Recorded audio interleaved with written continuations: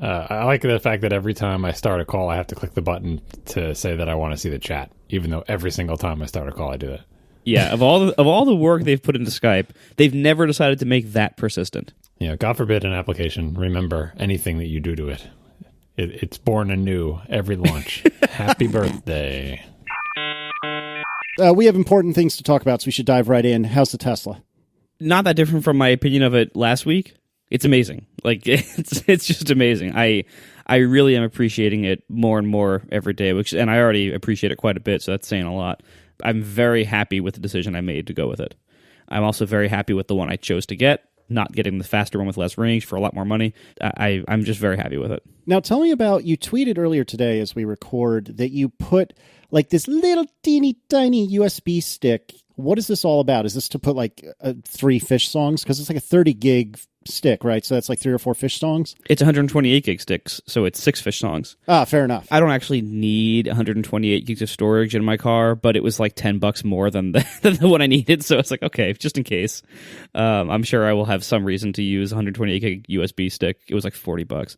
Is that all they are now? Good grief. Yeah, exactly. So this is the first USB stick I've ever purchased. Really? I've never really used them, and I've accumulated enough like little ones from freebies from things here and there over the last decade that if I ever needed one for like the one time every 2 years I might actually need one, I would just use one of those.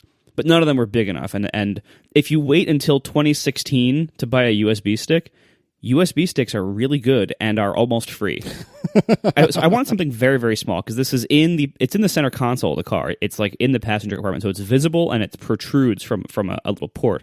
So I wanted it to be as small as possible. You know, there was basically like this one and a SanDisk one, and the reviews of the SanDisk one all said that it overheated constantly and like ran weirdly hot all the time. And the Samsung one, everyone said, nope, works great, doesn't overheat like that weird SanDisk one.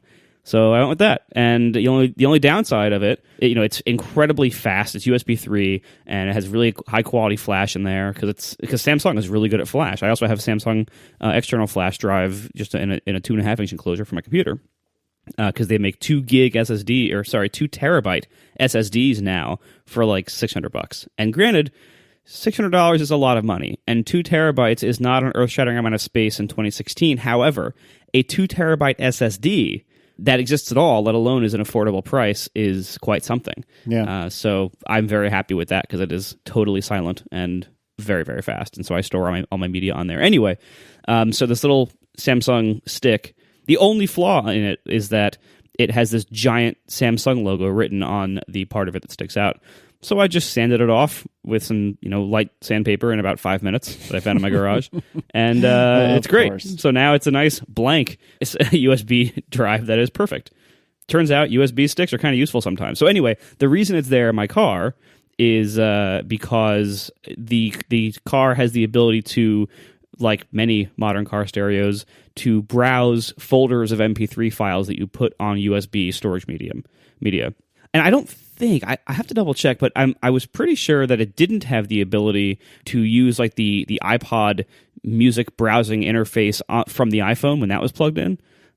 So, which is fine because I actually prefer like having folders that I can organize things in because I don't take my entire collection in the car because most of my collection doesn't matter in the car. So it's nice to kind of be able to organize it into folders and have actual like subfolders. So I have a folder for Fish 2015, and then in that is like each 2015 tour, and I can organize it how I want, which is kind of different from what you get in like a typical iPod thing.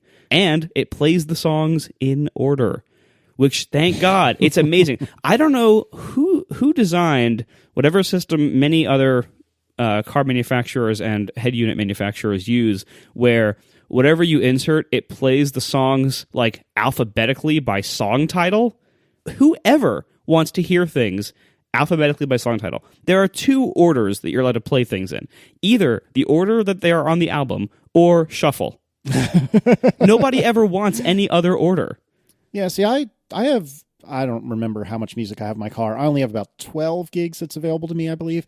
But I almost exclusively listen to stuff on my car. And even though the Bluetooth stack is pretty good on my car, I find it just easier to navigate via iDrive. And so with that in mind, why do you not use Bluetooth on the Tesla? I would think, not having played with it, that that being able to manipulate things on the Tesla would be a lot easier because you have that whole big display there. But I guess if all you really have available to you via Bluetooth is like skip forward, skip back, play, pause, maybe it's not really any different than any other car.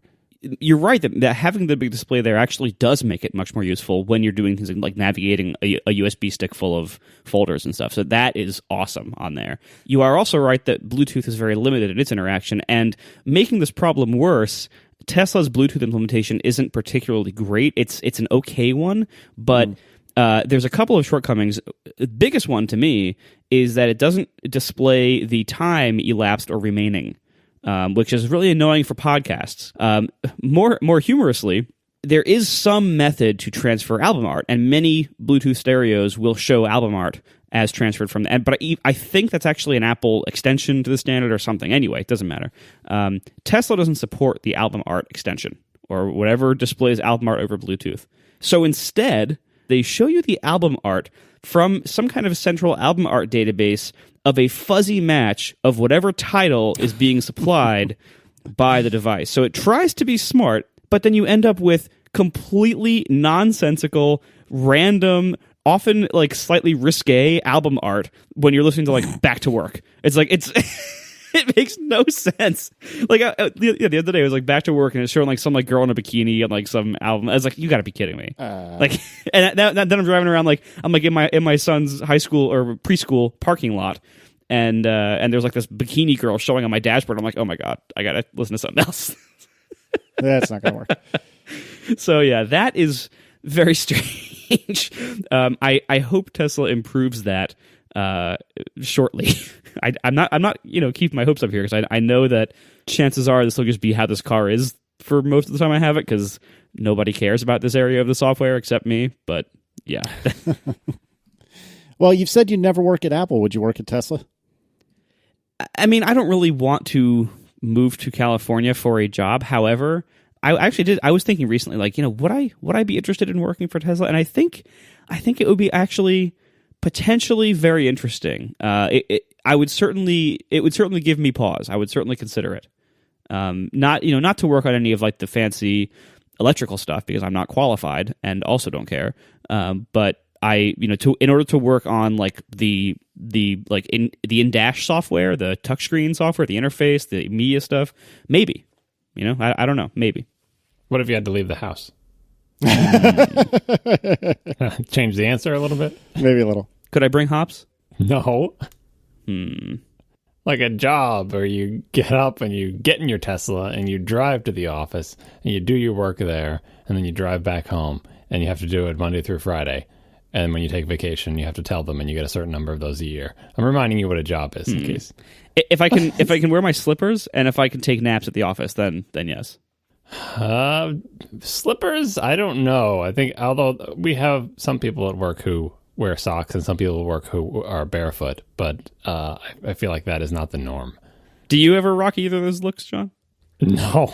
Are you kidding? Like, I mean, if anyone has ever been in an office late in New England, you see the mice that come out. Like, I mean, you're just there late and you look over and you're like, oh, there's a mouse. And they just hop across the carpet. And then you think about all the people walking around all day with socks or bare feet in this office. You're like, nope, just a big nope there. Our first sponsor this week is Betterment, investing made better. Go to betterment.com/ATP to see for yourself. It is never too late to start saving for retirement or your other financial goals. And the financial services industry has embraced technology with the entry of automated investing services. And Betterment is the largest independent automated investing service out there. You've probably heard a lot about Betterment in TechCrunch, the Wall Street Journal, and other big news outlets. Betterment makes it easier, more straightforward, and less expensive to invest. And this is the less expensive part is a big deal here. Their fees are way lower, like 10 times lower than most of what I've seen out there and most of the services I've used in the past. So this is a really, really big deal to have such incredibly low fees. Betterment is built on smarter, cutting-edge technology to bring you sophisticated investing and financial advice, all at lower cost than most traditional financial services. More than 150,000 customers choose Betterment's advanced advice algorithms and beautiful user interface to manage over $4 billion of their dollars. This is the perfect time to get started with Betterment and start saving for your retirement or other financial goals. Now, ATP listeners can get up to 6 months of investing with Betterment with no fees. That's a great deal. 6 months, no fees. Learn how at betterment.com/ATP. That's betterment.com/ATP. Betterment, investing made better. All right, so Anonymous wrote in again. Anonymous does that from time to time. And they cleared something up, sort of, about Apple and renewable energy. And I was wondering, and I think a lot of people were wondering, are they really using renewable energy, or are they just like doing an offset sort of thing? So Anonymous wrote, Apple is engaging in agreements for 15 to 25 years of power from renewable facilities by contracting with a wind or solar developer and agreeing to a fixed price of power over the term. So Apple doesn't physically use this power. Instead, they agree to pay the wind or solar operator the fixed price per megawatt hour of energy generated by the farm. The operator then sells the actual power into the local market or utility service area where the facility is located. And I don't know, John, do you want to kind of distill this whole economic bit after here? I believe this anonymous person was somebody who works for some alternative energy or works in the alternative energy industry. And I don't think they were going from any firsthand knowledge of contracts, but just like last time we talked about solar and everything. And I think some people have a vision in their mind of Apple building solar farms and connecting a big wire from those solar farms to their facilities, which may be a thing that happens in certain circumstances depending on the geography and the available existing alternative energy sources. And then other people are imagining, all Apple is doing is buying offsets from some distant land and just saying, we'll pay you for that energy, and that offsets the energy we're taking from our local power provider, and then you give that energy to the people who live near the existing solar or wind farm. And I imagine they do all those things. And this feedback had more detail in terms of the specifics of the agreement, of not just that they're paying for energy, elsewhere, because like there's a, solar power facility miles and miles away and they're not going to like run a wire from that to them, but that it's not even that they enter these contracts where they say, we'll pay you a certain amount every month for each megawatt hour of energy. And it's kind of like a bet between the alternative energy provider and Apple, because if it turns out that the price to generate that energy was lower than what Apple agreed to pay, then that's good, because the solar operator says we only had to pay 2 cents per megawatt hour, and you're buying it from us for $1 per megawatt hour, and we get to keep the difference. And the reverse is true too. If it costs the solar energy provider, it turns out this month it costs us $10 per megawatt hour, and Apple agreed to pay us $1, we just have to eat that $9 per megawatt hour. So the key financial deal here, because this comes in when I was talking about how Apple can do this because they have all this money to burn, is that in a deal of this kind, there's no upfront payment for the power. If the facility already exists, all Apple has to do is enter into a contract with them and have this agreed upon price in this particular arrangement. I think, what is it called? A contract for differences, it's called. So you don't necessarily even have to have a lot of capital if you can enter into one of these agreements, and then it's just a matter of striking a good deal based on what you think it will actually cost over the long term to generate this power from this particular facility. So anyway, the world is weird, and that is a detail that's not particularly important. It's not as if Apple's being disingenuous, because buying offsets or entering into these agreements or paying for someone who lives near a solar facility to get that energy from the solar facility while you get it from the coal-fired plant, like it all comes out in the wash. We're all on the same planet. It's all the same atmosphere, all the same CO2. And if Apple didn't do this and didn't pay for these renewables, no matter who is actually getting those specific electrons, I wouldn't make a difference. What you're looking for is total CO2 output of the planet, and not, whether it's like right next to you or right next to someone else. Anyway, I thought it was interesting. All right, so have all of us switched to Purple Safari? I am using it on my work computer. I just tonight installed it on my iMac, but haven't started using it yet. I should note, actually, as I forgot about this follow-up, the beta of 1Password for sure, and at this point they might have released a new non-beta version.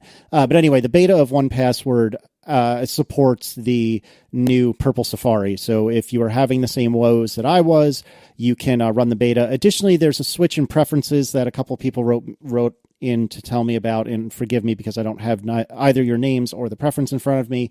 But even on the regular version, somewhere in like the advanced preferences where they have the little Yoda or the little Jedi looking person on the right hand side, or the robot or not, there's a switch that says you can override the security checks on the browser. But anyway, we're not here to talk about 1Password. We're here to talk about Purple Safari. So have you guys been using it? I've switched everywhere, and last week I was worried that switching that I'd have to somehow disable my regular Safari, or it would like get launched by like an Apple event somewhere, or whatever. But after using it both at home and at work for a week, my fears were unfounded. You switch the default browser in the Safari preference panes for either version of Safari. Pull the other one off your dock, and it's Purple Safari all the way from there, and it works fine. The only annoyance I found is that it, unlike Chrome, which will like sync your extensions everywhere, I had to sort of reinstall all my Safari extensions, and a lot of them I had to kind of track down and find the original websites where, I could have just dug them out of the folder, but I was trying to, it was a good time to just get them from the web again, or go through the, maybe get the later version if I had a bad update URL. But anyway, I had to reinstall all my extensions, rearrange all my icons on my toolbar, re-import the options. Like I have the Safari keyword extension that lets you type stuff in the address bar and do searches. I had to export those from Safari and import them. But anyway, once I got everything set up, I'm all Purple Safari now, and I think I'll just stay this way unless I have some compelling reason to switch back, like Purple Safari suddenly starts crashing. But so far, so good. I recommend people trying it out if you're interested in maybe having a little bit faster Safari, or if you're interested in any of the many new web technologies that are introduced in it, like if you're a web developer and want to try them out. Yeah, I did feel like it was faster, although that very well could be a placebo effect. But I remember thinking to myself, wow, this feels fast. So I don't know. But do you feel like it's been quicker for you as well? Purple is faster. Everyone knows that. Totally. All right, good talk. I don't know what that reference was, if it was one. Anyway, so there's been a pretty considerable kerfuffle going across the internet over the last couple of days about TextExpander 6. TextExpander is an app that, have they sponsored us in the past? I believe they have. They sponsor so much stuff. I think I'm pretty sure. Like I think PDF Pen sponsored my site a while back, which is also Smile. So at any rate, they've probably sponsored our stuff. Right. So TextExpander 6 is new, and it is moving to a subscription model. And it previously was somewhere between like $10 and $20, depending on the platform, I believe. And they tended to do an update about once a year, from what I gather. I am actually not a TextExpander user, but that's the general gist of what I've understood. And they've announced that, hey, they're going to switch to subscription pricing. It's about $50 a year, give or take. And you can get sync through their own servers, kind of like what 1Password's doing now with 1Password for Teams and 1Password for Families, and actually Day One as well. So you can sync via their servers, and you can have collaborations, or you can have shared TextExpander snippets across teams if that's something that you're interested in. But by the way, we are not supporting Dropbox-based sync anymore. Basically, it's either use the old version until it doesn't work anymore, or give us money and we'll give you the new hotness. And a lot of people are flustered, and we'll put a link to MJ Sai's blog, which as always is a really good summary. This is one of the longer ones I've seen, actually, but a really good summary.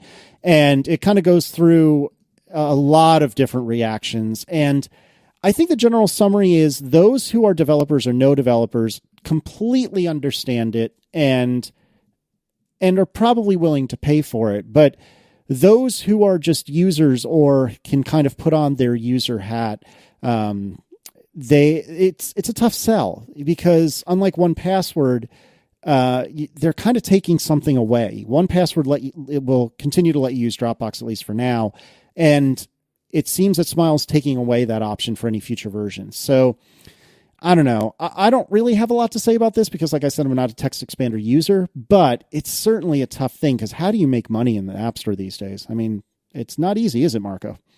No, it's really not. I mean, my view on this is certainly colored by my own experiences in the App Store, and I have some distance from it, because while I did purchase the most recent version of TextExpander before this, when I was thinking I could actually answer support emails, I don't currently use it because it turns out I can't answer support emails. So I'm not an active user of it. So I'm not really invested in it either way.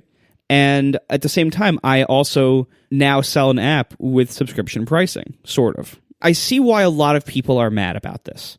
What I've seen from my own experience is that people get mad when they sense that you're like double dipping or unfairly charging in whatever their view is of unfair, or if you charge them, or if you ask for money, or if you put up barriers in a way that they are not accustomed to, that breaks their expectations of like, I've never had to pay this way before, or I've never had to pay for this thing before, or I thought I already owned this thing outright.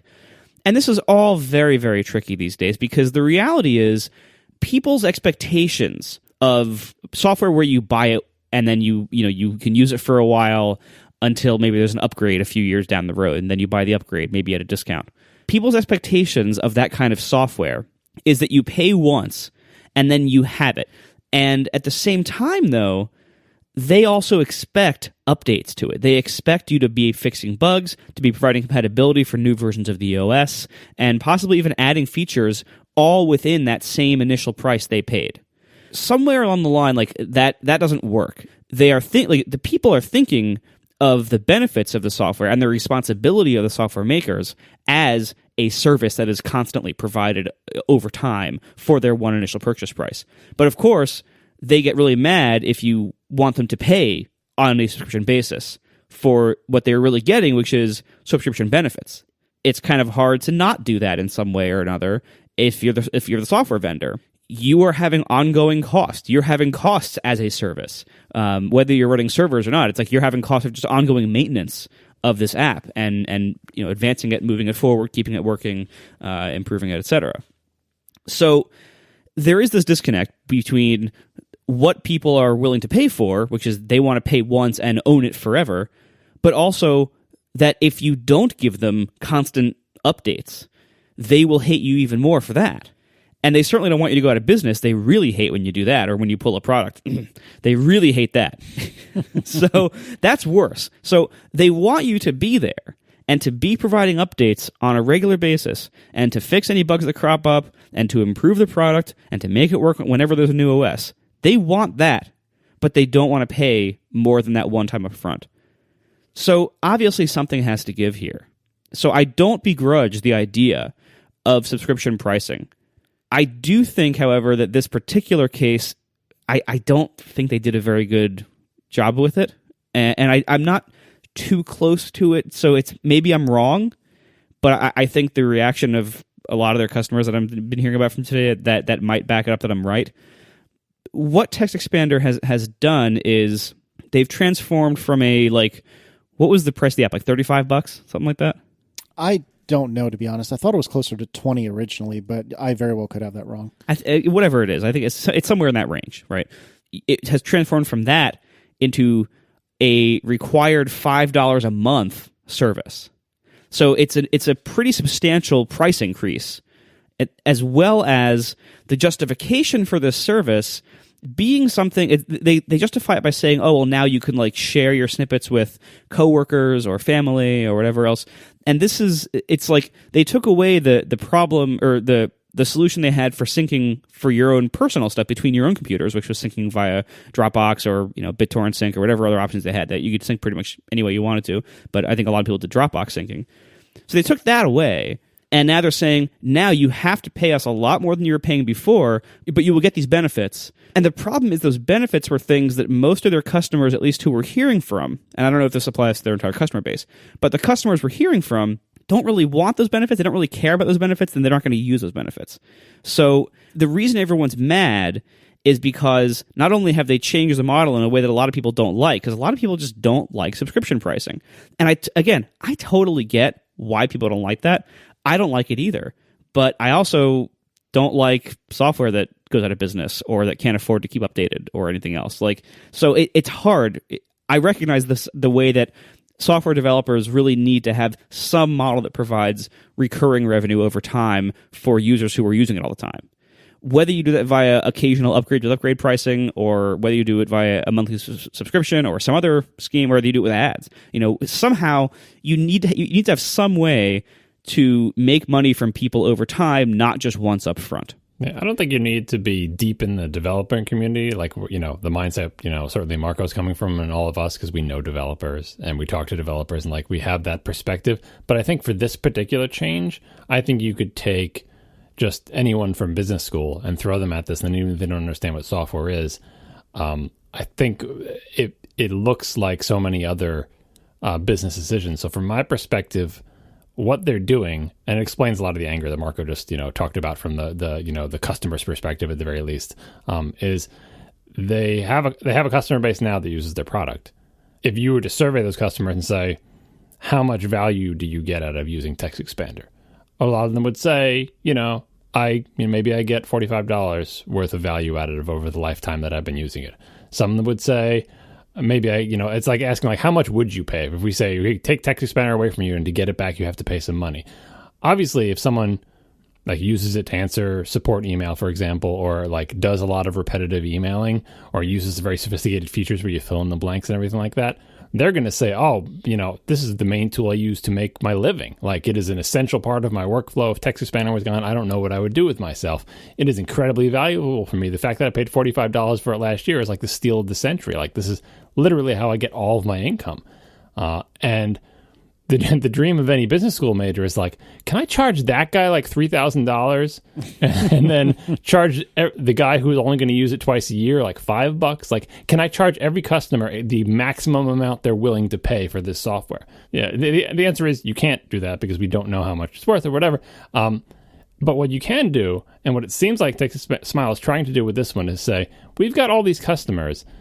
For a lot of them, they're getting like $45 worth of value or even less out of the software. But there are some users who get a tremendous amount of value because TextExpander is very powerful. If you do the type of things that TextExpander is made to do, this is like best in class, like very sophisticated features, like it makes, and, a very polished workflow, a mature product, stables, this is it's not just like my first TextExpander type thing. This is a very substantial product for the people who do this all the time.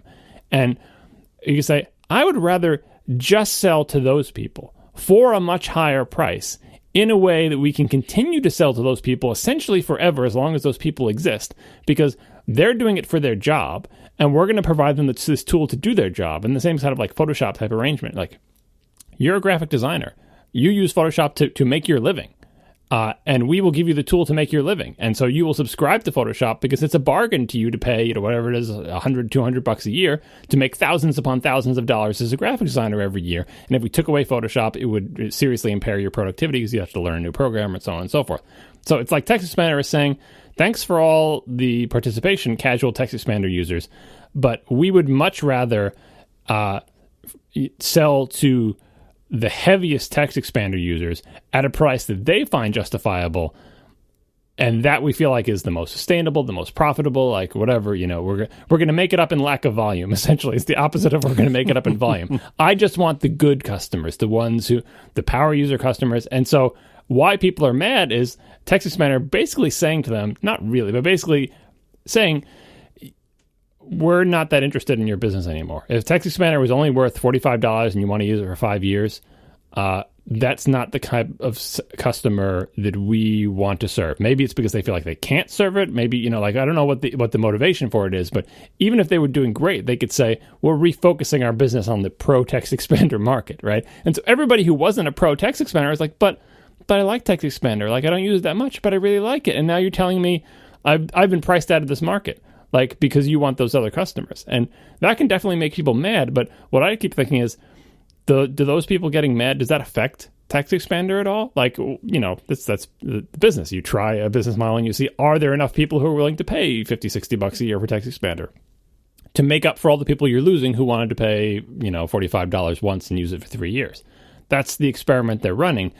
I think it is a perfectly valid experiment to have, but a necessary side effect is the disenfranchised become angry about the fact that previously they had access to this very powerful utility that maybe they only used occasionally or used a fraction of the power of, and now they can just use the old version until it eventually stops working. And they've been cut out of that market and they have to look elsewhere, and so they could be annoyed by it. But I can't feel like I can get particularly mad about it, just because I think it's a reasonable strategy for trying to make your business both more profitable, which, like, oh, they just want more money. Yeah, that's how business works. Like, more profitable and more sustainable. Because if you ever hit that critical mass, like apparently Adobe has and many other companies are tried to, of these users use my tool to make their living, they're willing to pay this much every single year, and that amount that they pay every single year, with the number of them there are, is enough to sustain development.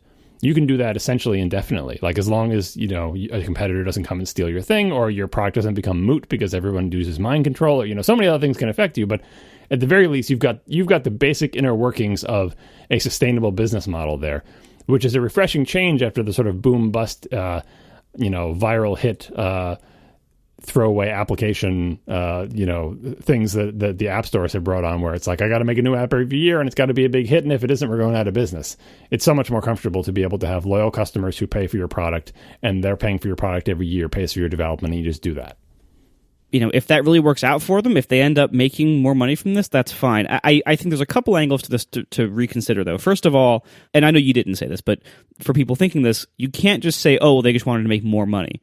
It might be that they were declining in revenue and they're trying to sustain this business or to keep this product going. Well, that is making more money. That is making more money than they were previously making, because the previous amount was not enough to keep them in business. Like, they need to pay the bills and get the lights on. Right, but you can look at it as like a pure greed angle. If like they were doing fine before and now they just want to juice it even higher, but it's also possible that it was going down before and now they're trying to just like bring it back up to where it was, right? So, and if you read between the lines and some of the statements they've made, it sounds kind of like it wasn't making enough money before for them to justify working on it. But do you draw a distinction between those two cases that you just outlined? As in, previously we were sustainable, but we felt like we can make more money with this model. And previously we were unsustainable, so we have to do something to avoid going out of business. Like, do you think those are really any different? Like, is that a distinction that you make as a customer? Certainly it's a distinction you can imagine making just as kind of like a human being, where if it looks like they're going to go out of business, you feel bad for them. You have empathy. You're like, I like those guys. I like their product. I don't want to see them go out of business, both for selfish reasons, like you said, because I'm a user of their product and I don't, I want it to continue to be developed, right? And also because you feel bad, like, oh, they've been doing a good job. Their job is to write programs. I think they're good at their job, and I would like to see them succeed because, just basic human empathy. And therefore, you're more willing to sort of, allow for changes in their pricing model to sort of help them out, versus they had a sustainable business and they just want more money, and that suddenly it's villainous to do that. Like that you should never, that as soon as you have enough to pay your bills and not go hungry and pay for food and shelter, you should never want more, because wanting anything more is entirely is essentially evil, and that's greed. And I don't see a hard line between those things. I know a lot of people do, but it's like, where do you draw that line? What is enough money? Like, I have enough to have payroll and enough to pay my mortgage, but not enough to save for retirement or send my kids to college. Is it okay to ask to make more money then? Like, I don't know that if you start breaking that down, it starts to be nonsensical. So I'm personally willing to give wide latitude to figuring out ways to make more money with your labor. If you're good at writing software, and the software product you have made and polished over the years is TextExpander, and you find a way to make more money from that product, I don't attach any moral judgment to that at all, even if it means that a whole bunch of your previous customers are no longer in your customer base for future versions. But I know a lot of people do, and I think a lot of that, like what you just highlighted, Marco, explains a lot of the anger, that people really do draw that line of like, you were making enough money to not live in the street already, and now you want more. Forget it. You're evil. Oh, a lot of people. Believe me, I hear from them that a lot of people draw that line, and I'm not one of them. But that I think that could be something to consider here. For if you're getting angry at Smile for really dramatically raising the price of this app, and in a way that you might not like, it might be because they had to. But also, you have to look at the competitive landscape here. There are lots of similar utilities that do the same basic job and just differ in like the features they offer on top of that. So there's lots of alternatives to this, and honestly, today's probably been a very good day for them. However you feel about this, with whether you're a customer or not, looking at it from Smile's perspective, I think this was a mistake for them, and time will tell. Obviously, I don't know the market at all. Time will tell, but they have basically discarded a big part of their existing customer base in an effort to either get more money from the part that's left and or to move into a more business-oriented one where there will be allegedly businesses who use like synced snippets and everything from TextExpander. And that might be a big business. I don't know. I wouldn't have guessed it would be a big business, but I'm wrong all the time. So that might work out for them. If it does, that's fine. But I don't think this is going to go well, because what I see mostly happening here is, you can make a move like that when you are in a position of strength. When you're like the only game in town and people depend on you to get their work done. And for a lot of people, that will be true. But I don't think for enough people, because for a big part of the customers who are now faced with a big price hike and removal of features they used versus other choices, they have lots of other choices. There's all these alternative software things that do this for substantially less money now. Because before they were much more competitive. Now, like they're in a high competition environment. So I think, one way to do this, or one way to resolve this, if they wanted to make more money or needed to make more money from this, you can either cut the costs that you're putting into it, or you can charge more. Both of those are going to affect your users negatively in some way. The question is, which one can you get away with better? And I'm not sure they chose correctly, but I don't know how many choices they had. I don't know anything about their business.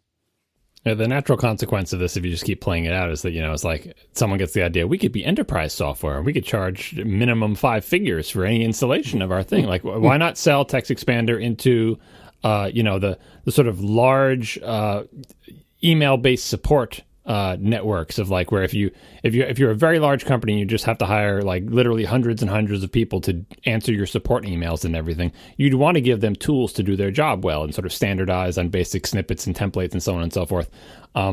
You can imagine, I'm sure there is really terrible enterprise software that already does that. And TextExpander perhaps sees that market and say, I would rather sell $5 million installations than, $1 million $5 apps, right? Like that we want to actually become enterprise software. And so as we've discussed in many past shows, enterprise software can be tempting and can be lucrative, and you can be protected from competition by the fact that it's a pain in the butt to sell enterprise software, and you have to hire salespeople, and there's a high barrier to entry, and you have relationships and make deals on golf courses or whatever the hell goes on. But enterprise software is absolutely poison to the quality of your products, and it makes you vulnerable to anyone making anything worth a damn, because eventually, the enterprise software, my definition from many years ago was like, when the person who buys your software is not the person who uses it. And that is a totally misaligned incentive, and it leads to software that is very very attractive to buy, but terrible to use. Like, that's why Igloo stays in business. Like, you really want to, you are vulnerable to someone who actually makes a product that the users like,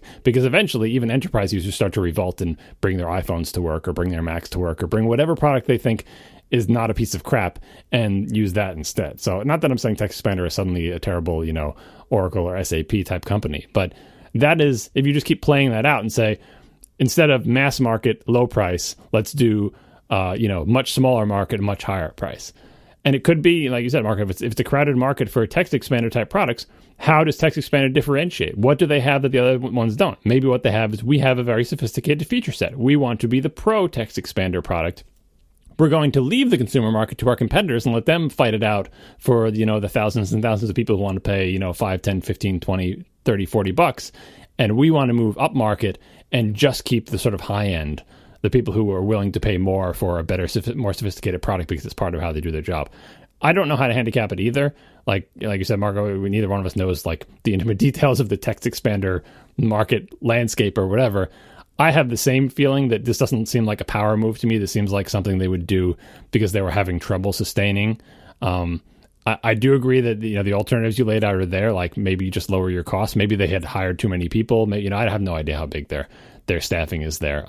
But that's one way to go. But the other way is to, like I said, make it up in lack of volume. Can we make more money by selling to fewer people for a higher price? And that seems, again, with total vacuum of knowledge, to me, if I had to make a bet, I would say that has a higher chance of failing than not, because it's really, really hard to do that. I mean, it's hard to do in either direction. Hard to say, hey, if we cut our price in half, will we get more than double the customers? Especially in the App Store market the way it is, that has worked for many people more often than, hey, if we double our price or triple our price, can we get more than half or a third as many people? I don't know. But anyway, this is business. Like, again, I understand why people get angry about it, but like, that's how it works. They decide a price and they say, we are offering you this server at this price, and then customers decide whether it's worth it for them. If it's not worth it, they don't buy it, and that is a signal to the company that you need to change something. And if it is, and maybe the signal they were getting with the $45 one-time purchase product was people will buy it, but they don't like upgrades, and we can't pay to maintain the software. So I think we just, we'll revisit this in a year and see how it worked out for them. But I think going up market is a viable strategy. I just feel like they might have to go even farther up market than this. And I agree with everything Marco said about, it's kind of like the things we talked about with Overcast, like perception wise, that you being cut out of the market in a way, it makes you feel bad. Like I liked the previous deal I was getting, and now they've altered the deal. And Casey can finish that reference for me if he remembers it. And they're sad about it. And they also think there's no reason for it. But I don't think they're looking at it from the perspective of TextExpander, and why should they? They're just the customer. But from the perspective of TextExpander, it's like maybe TextExpander doesn't want you as a customer anymore. It's like, what do you mean they don't want me? I've been such a loyal customer. I love their product. Why wouldn't they want me anymore? Why can't they just continue to make the product that I've been using that syncs with Dropbox? Why can't they just keep making that forever? And the answer is because you don't want to pay for it again. Like, I do want to pay for it again. I'll pay you $45 right now. Would you? Suddenly you're ready to pay $45 if they came out with a new version of TextExpander and you bought 6 months ago, you'd be excited to pay $45 for a new version? I don't know if you would. Anyway, even if you would, maybe there's not enough other people like you, and so they have to come up with something different. It's not personal. It's just business. I made passing reference to this earlier, but I think it is important to reiterate that 1Password maybe not changed their model, but augmented their model by this 1Password for teams and then 1Password for families. And the thing that made me cool with 1Password for teams, 1Password for families was it didn't change the way things were. So it was not a change, as like I said a second ago, it was an augmentation or an addition. If 1Password hypothetically had said, you know what, if you want to sync between your own devices, leave aside other people, leave aside the team aspects and the family aspects. If they had said that, hey, if you want to sync your passwords between your devices, guess what? You have to sign up for $5 a month. I would be fairly upset because I would feel like I got hoodwinked. I would feel like it was a bait and switch. And I freaking love 1Password. I consider it, like I think it was you, John, describing earlier. Maybe it was Marco, but it is essential for me to get my life done. Not even my work, but my life. I love 1Password, and I would probably pay $5 a month for this hypothetical sync-only service, but I would be pretty frustrated with it. And I would perhaps go from saying, I freaking love 1Password to, yeah, I like 1Password and I use it. As it turns out, because they didn't take away what I already had, and additionally, they added this new family feature that's $5 per family per month. And a family is defined as 5 or so people. I forget exactly the specifics. I've signed up for 1Passwords for family, and that was actually the impetus I needed to get Aaron using 1Password as well, which we haven't actually done yet, but it's on our to-do list for the weekend, is to get Aaron finally using 1Password. And that to me is the right way to handle this. But just like you guys said, I'm making all these proclamations in a vacuum, and I don't know what Smile's dealing with. I don't know what they're up against, but taking away what's already there in that they're saying that they're not going to support Dropbox and other sync methods. Man, that's hard not to feel burned by that. And even if you're sympathetic to them, it's hard not to feel burned. You wonder if it's intentional. We'll see in the coming days if they change course, because it could have been what 1Password did was essentially expanded their market. Like they said, we have all these customers. They use our product. We think some of these customers would be willing to pay more because it is really important to them. So if we give them this one extra feature, this family syncing or whatever, we're going to leave all the existing customers with the product they have. It's the same product. It's not, we're not excluding them. We just want to expand the market with this new little bump in our little, the blob that is the market. Put another little bump and these people are willing to pay $5 a month. Everyone else keeps what they've got, but we can extract more monies from our customers for a certain subset of the customers by giving them a little bit more and charging them a little bit more. It totally seems, if that's what TextExpander was trying to do, it doesn't seem like they did it well, because what they did instead was took the blob that is their market, sliced off most of it, And then the remaining part is the people who are willing to pay $50 a year, right? If that's not what they intended, then you'll see scrambling a week from now. Oh, we've changed our mind, and in fact, you can use TextExpander sync with TextExpander 6 with Dropbox syncing, or you can use TextExpander 6 with no syncing for the old price or whatever. Like, we'll see. Like, I'm basing my, looking at what this move as if this is intentional, because we all see the effects that it's having. I think they see the effects that it's having. If that isn't intentional, I think they will backpedal and say, we need to, what we really meant to do was actually just get more money from the people who use it a lot, but not lose all those other customers because we totally need them. So we'll see if they change their mind based on, the first week or two of, sales and returns and complaints about it. But I think both of those strategies are viable. Like, one is not, one of them makes Casey sad. Obviously if you're in the market that gets cut off by that strategy, it can be, not good for you.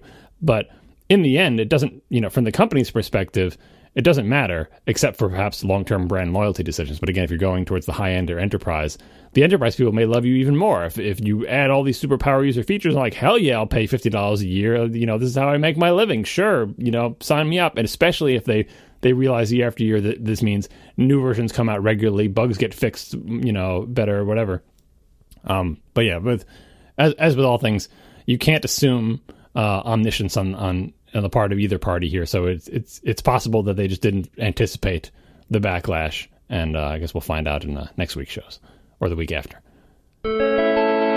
We are also sponsored tonight by Ring, the Ring Video Doorbell. Go to ring.com/ATP to see the Ring Video Doorbell. Now, video doorbells are pretty cool gadgets, and there's lots of reasons to have them for convenience, of course. You can see who's at your door, you can respond, and what's really cool is there's advanced motion detection here. This alerts you whether or not somebody actually rings the doorbell or not. If there's just like a person who walks up to your door, Ring will alert you about that too. It's like caller ID for your house. Like, no matter whether somebody rings the doorbell or not, they alert you to it, regardless of whether you're home or not, because it uses your phone in addition to your actual doorbell, like, ringer. So if you're not home, you still get notified, and you can respond through two-way audio through the Ring doorbell. So you can pretend like you're home. The advantages here are not only your convenience, but also safety for your home and your possessions.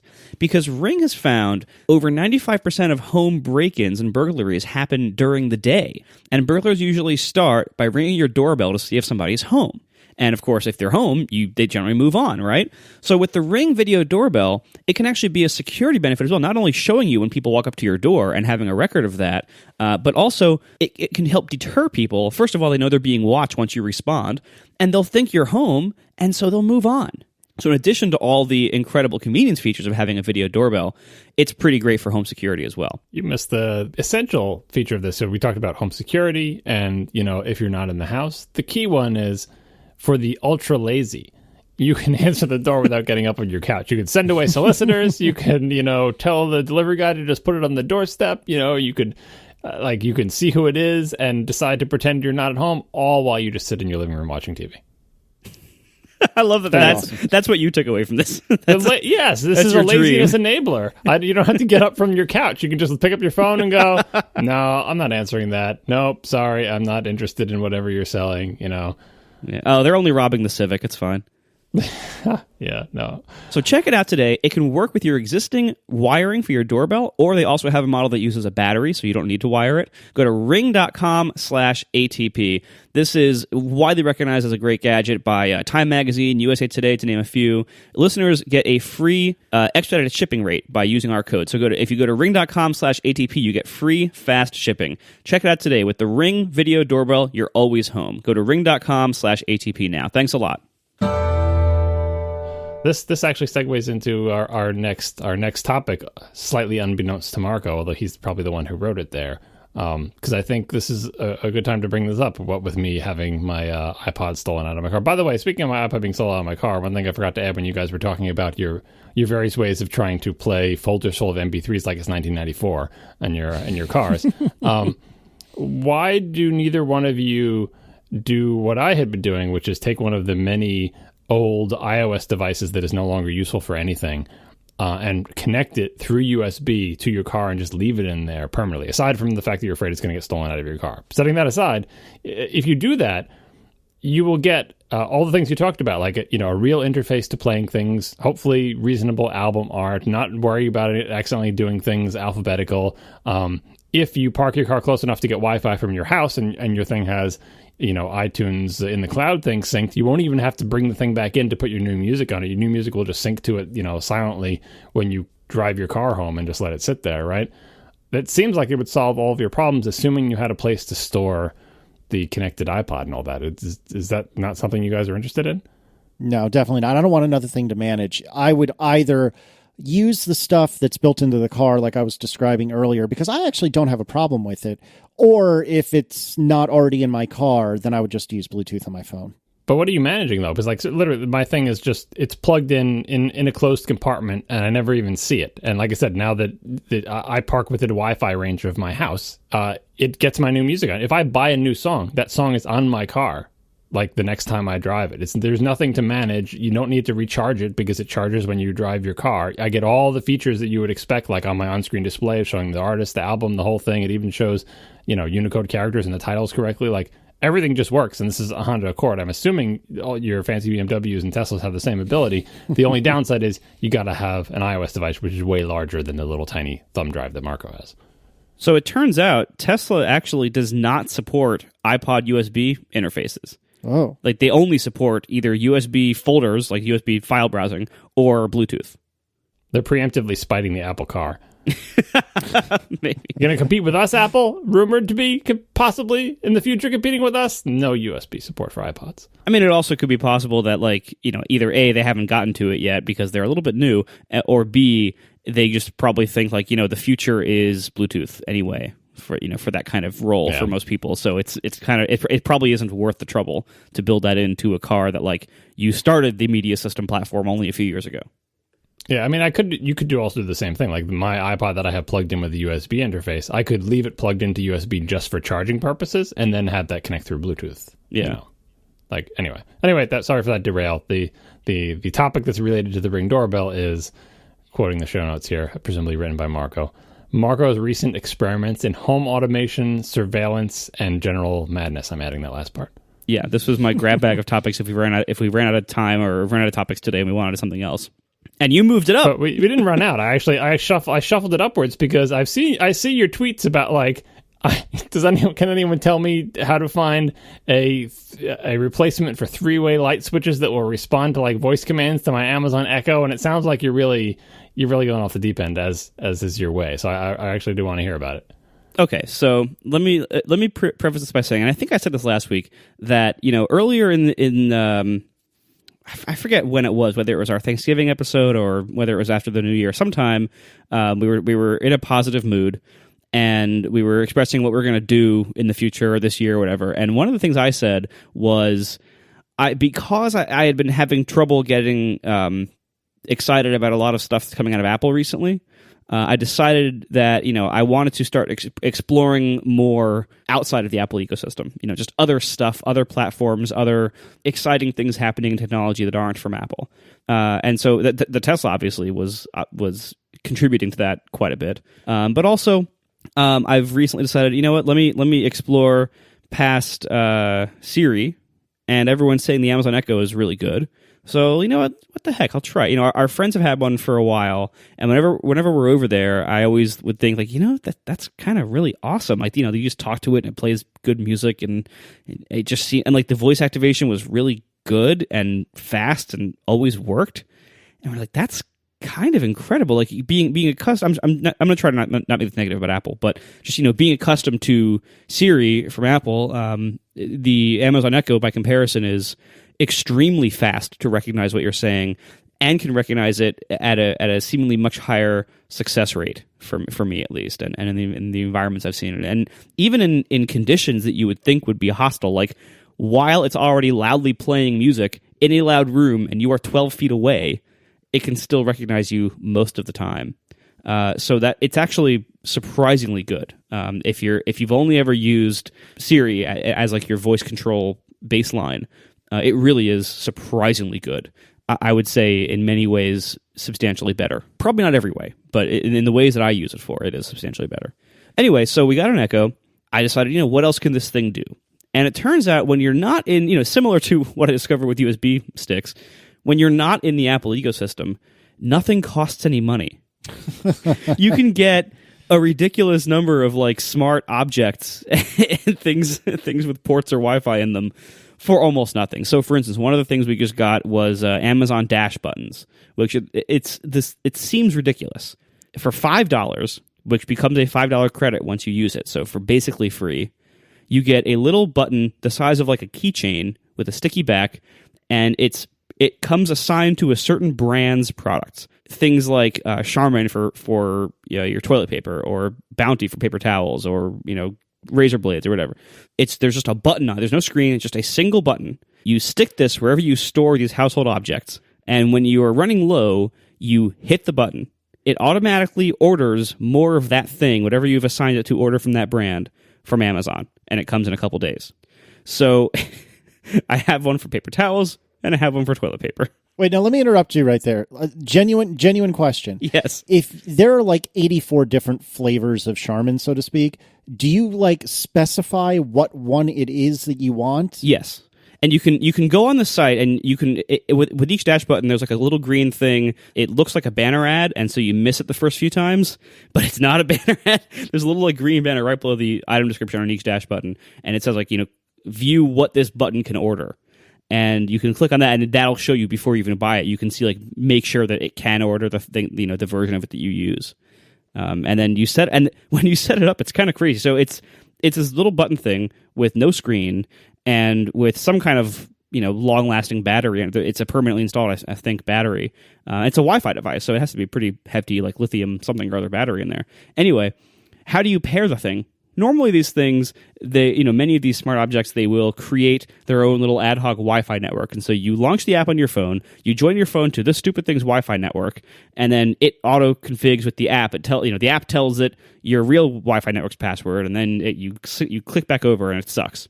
Huge, clunky process that I hope Apple gives some kind of method of improving with, like, multi-mode Wi-Fi, something. I'm pretty sure things like that exist. Anyway, those kind of like temporary ad hoc Wi-Fi networks don't take over your main Wi-Fi, whatever those are called, that like, camera things can use too. Anyway, please, Apple, add those things. Anyway, so the way the Amazon Dash buttons work is you place the button next to your phone, and the phone like emits like static pulses out of the speaker via audio, and the Dash button has a little microphone in it, and it just like communicates via these static pulses the Wi-Fi information to the Dash button, and then it's just like, all right, after a few seconds you hear this little weird static, and then it's like, all right, done. It's just so cool. And all this was for $5. I know this is all just shameless consumerism to honor the god of Amazon and make you buy even more things from Amazon, but that is still remarkable from a technology perspective that works and costs nothing. Like, that's kind of incredible. I really looked into recently, and I think this is just fascinating. Somebody has like reverse engineered how all of this works, and there's actually a Node module called Node Dash Button that you can use to have a dash button. Instead of phoning home to Amazon, it just tells a Node server running on the local network the button has been pressed. And so what I was really looking into, but I couldn't quite make it work, just the other side of it work, I really wanted to buy a dash button and then stick it on like the bedside table, and then have that call down to my internet-connected garage door opener, my Chamberlain MyQ, and if the garage door is open, close it. So that my bedtime routine would just be to smack this dash button that has nothing to do with Amazon anymore. And if the garage door is open, it'll automatically close. I could never get it to work, but I think it's really cool and fascinating that people took this $5 device and are now like hacking it such that it can be used for something entirely different. And I just think that's fascinating and super cool. And it's for reasons like this that I really want to start figuring out how the hell Raspberry Pis work and what that's all about. Yeah. My question about these buttons is, like, the reason when they came out with them was like, is this like a joke? Is this like an April Fool's joke? Like they came out with, like, last year or the year before or whatever. It just seems so ridiculous that you're going to talk about a, Alton Brown angering unitasker. You're gonna have a big shiny red button in your house, and all it does is order paper towels. My fear, and why I'd never want to have that thing, and it's like I'm the same type of person who was always afraid to enable one-click ordering, is I know that I and everyone else in my house would forget when we hit that stupid button. We would notice, oh, we need paper towels, and I would click the button. But I have no idea if someone came into the same room and came to the same conclusion an hour ago, and so now we have 2 orders of paper towels coming. I know someone else would have, It turns out they thought of that. Once somebody hits it, it doesn't accept an order for another one until that one has been delivered. All right, that's pretty good. I mean, that's what I was thinking, like, well, rate limiting and debouncing, and here's the other secret thing of, like, if it doesn't order it until it's delivered, but you have small children in your house, you figure out how these buttons work. They wait for a package to be delivered, and then they go around the house and press every other button. Like, just, because essentially it is allowing anyone with physical access to your home to spend your money. Yeah, but it's not like ordering an iPod. Like, it's, well, the iPods are pretty cheap. It's a bad example, but yeah, you just wait for the iPod buttons. The iPhone button. It'll put it in your house and in Gruber's house, and as soon as the keynote's over, you just slam your fist down on the button, and then it orders one for you.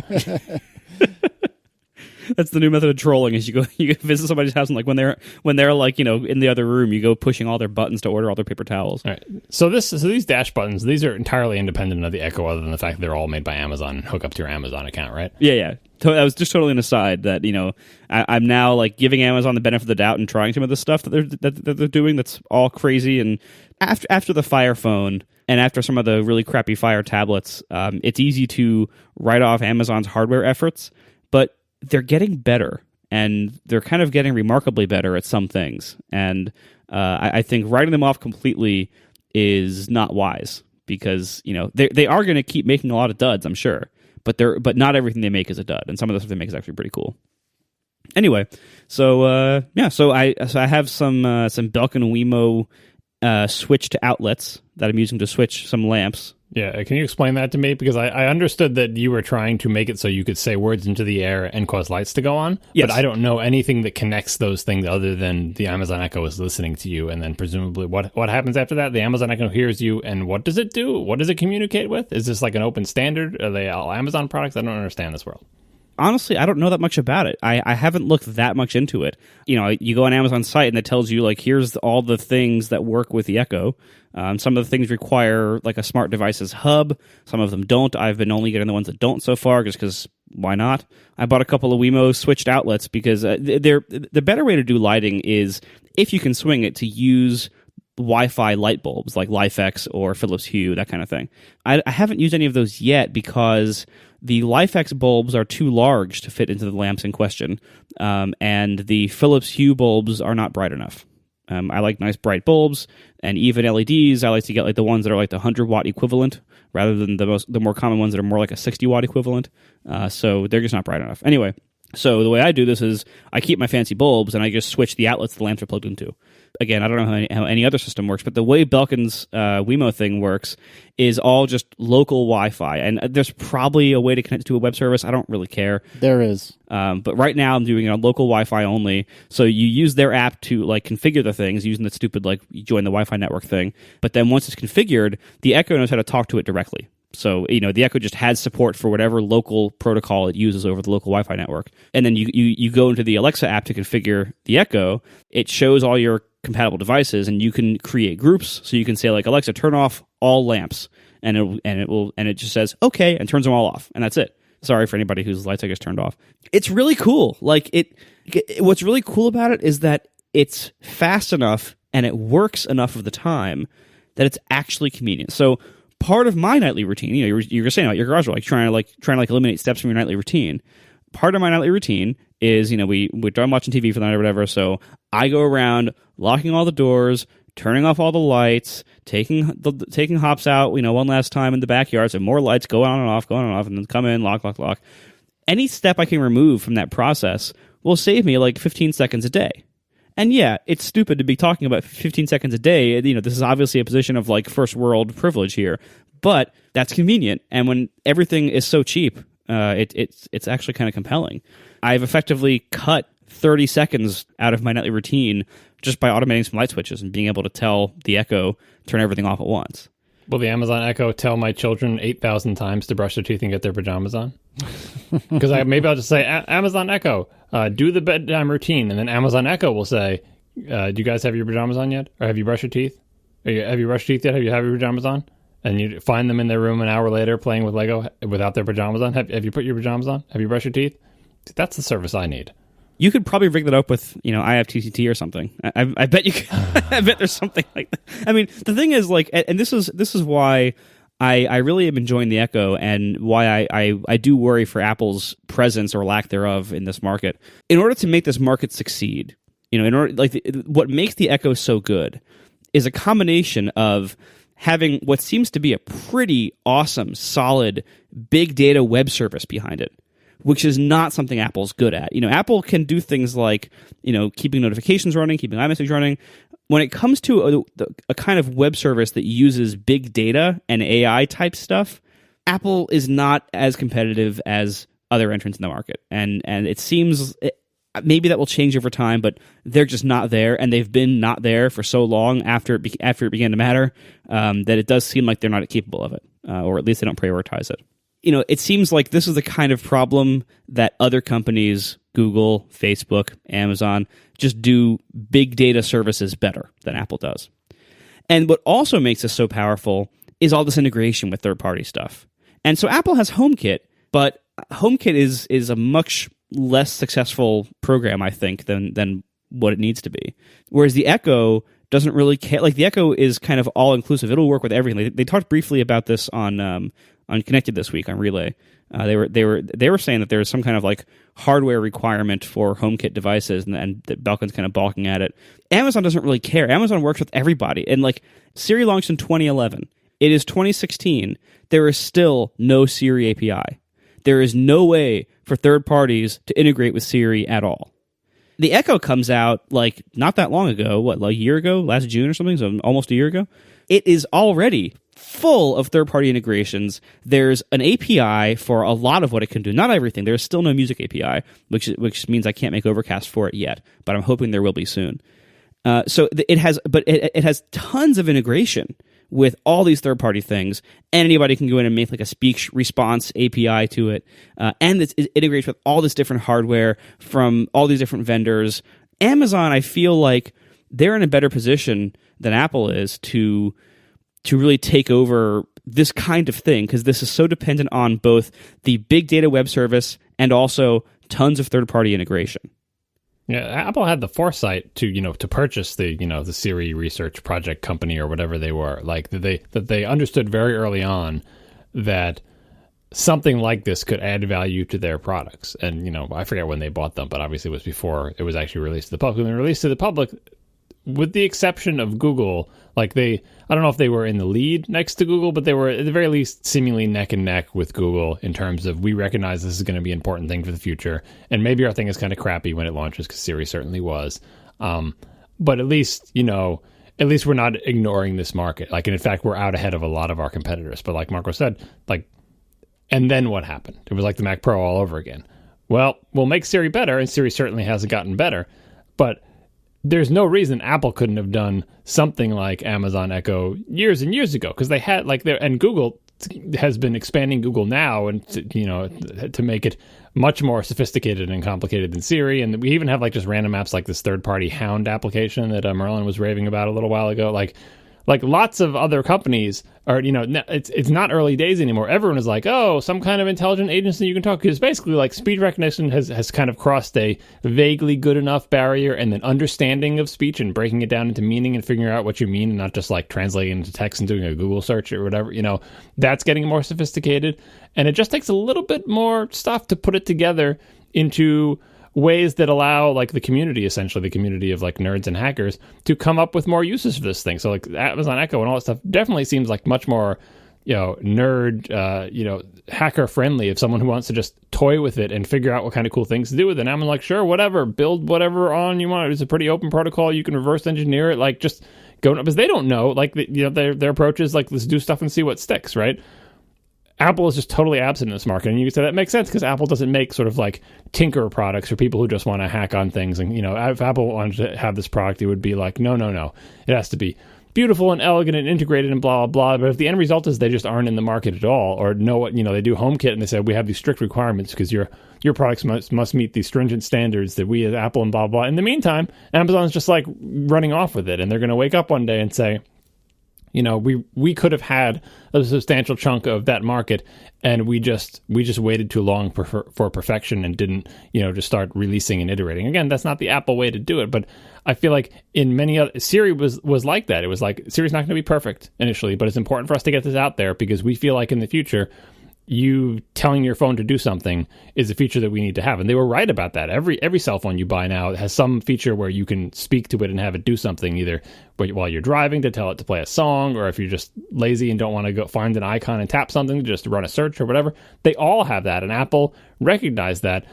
I'm not saying they have to be in the Amazon Echo market, but I'm just thinking like VR, where we all assume Apple is secretly doing things behind the scenes. I hope they don't stay secret for too long either. If VR turns out not to be a bust, Apple doesn't want to just be sitting there waiting for their perfect entry in that market either. And I think the watch, as much as we've all talked about it and had complaints about it, I think it was important for Apple to do a watch, even if the watch they did has problems, rather than saying, we're not entirely sure we figured out every aspect of what makes a watch good. Like, the only way you're going to figure out is to make a product, right? That's and you can't hold back from it. And hell, if they're making a freaking car, surely they can make an Amazon Echo type competitor.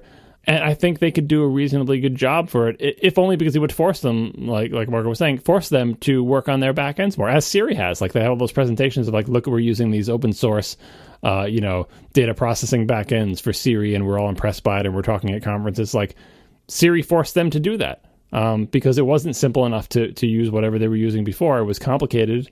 What is it, Mesos? Someone just wrote in the chat room. Mm-hmm. Having a product like Siri forces them to get better at that stuff. Having a product like Amazon Echo would also force them to get better at this type of thing, as HomeKit should be forcing them to as well. But if they're going into the same situation where they're making very onerous demands of their third parties, and the result is few third party products, they're not winning that battle. So yeah, it's kind of disappointing. And with Amazon, their challenge is always going to be, it's easy to do the beginning part. We're just very open and we'll try lots of things, lots of people go in.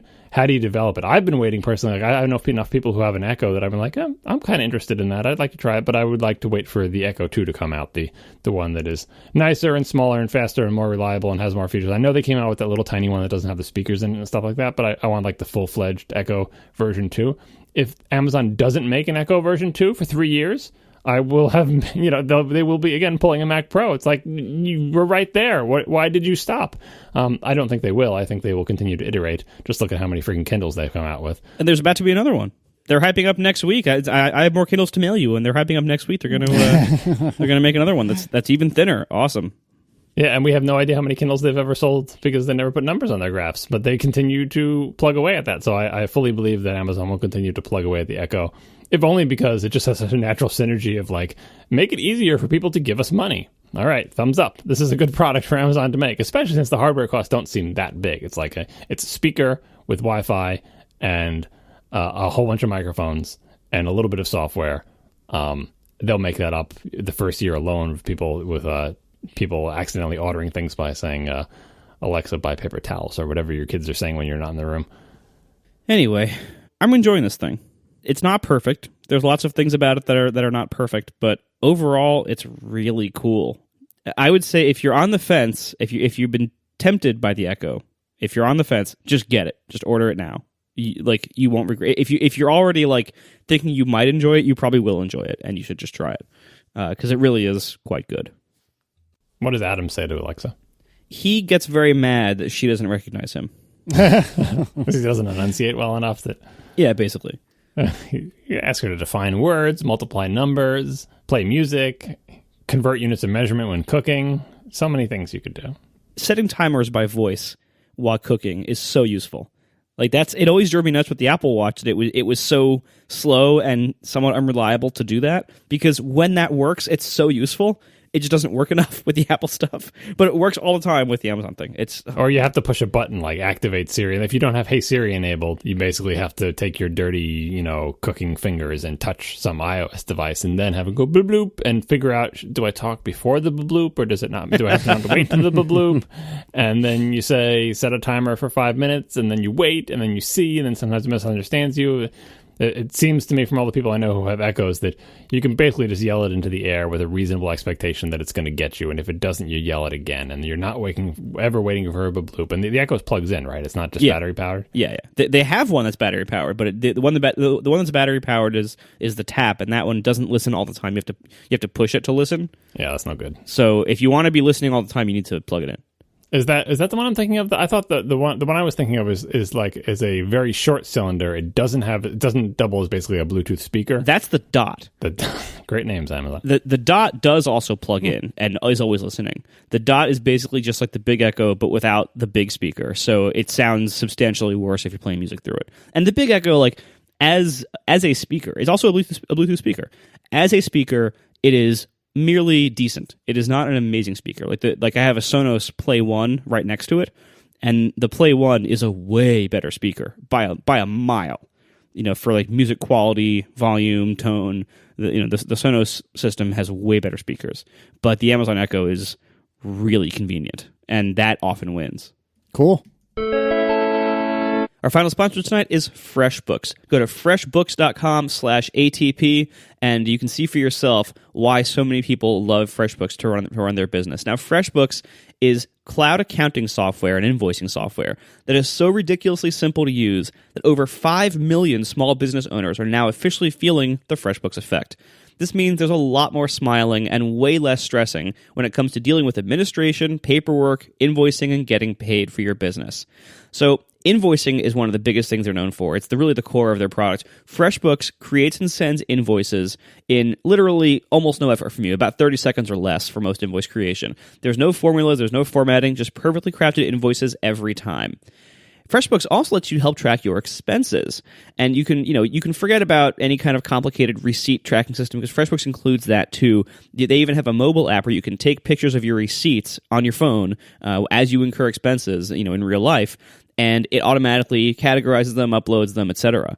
So you can just take the picture, forget about it, move on with your life. You can of course also enter things into their interface. They even have a connection to your bank if you want to give them your bank login details. Just like a lot of popular accounting software that can automatically download transactions, FreshBooks can do that too, and you can help categorize your expenses that way. FreshBooks also offers, for your invoices, online payment. So they have their own gateway, plus you can integrate other gateways if you want to.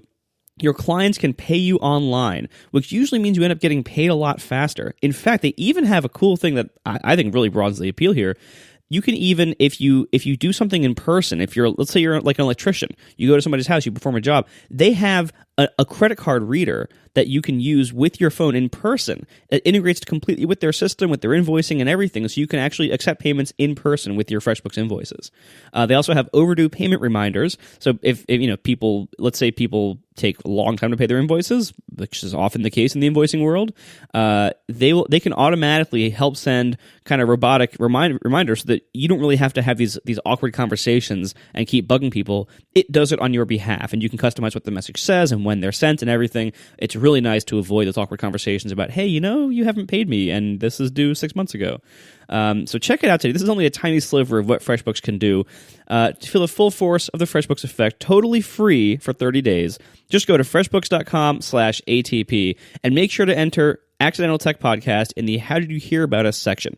Once again, freshbooks.com/ATP. Thanks a lot to FreshBooks. I was trying to think about why Apple is the way it is about third-party integrations. It's not as if Apple says, we have to do everything ourselves. Almost everything Apple does that has a reasonable place for third parties to be part of it, there is a place for it to do it. Like their APIs, they make APIs for third parties to write software for their platforms. They have programs for hardware vendors to make accessories for all their various hardware devices.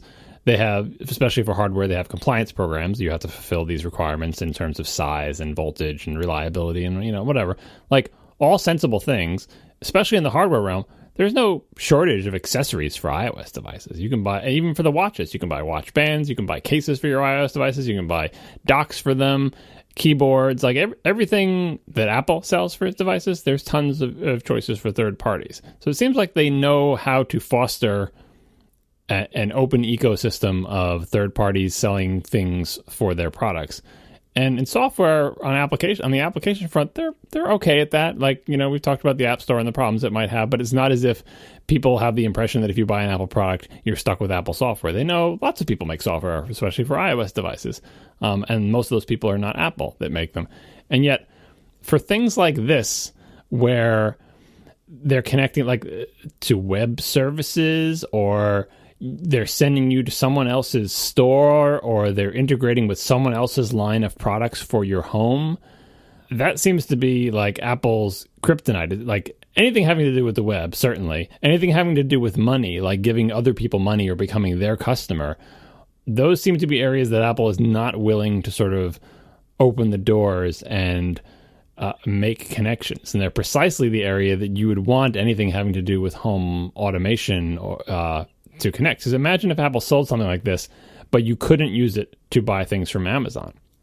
Apple's not a retailer of physical goods other than its own products. Like it's not technically a competitor to Amazon in this way.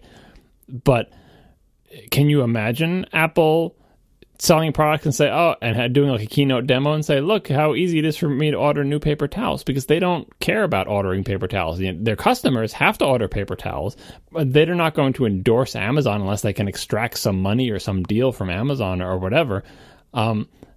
But that would be a perfect third-party integration. If they made a product like this and made an open API, surely a third party would make an integration for their favorite brand of, Wi-Fi enabled light bulbs, or their favorite retailer, or a Raspberry Pi thing, or an integration with the Ring doorbell that we just talked about, or whatever.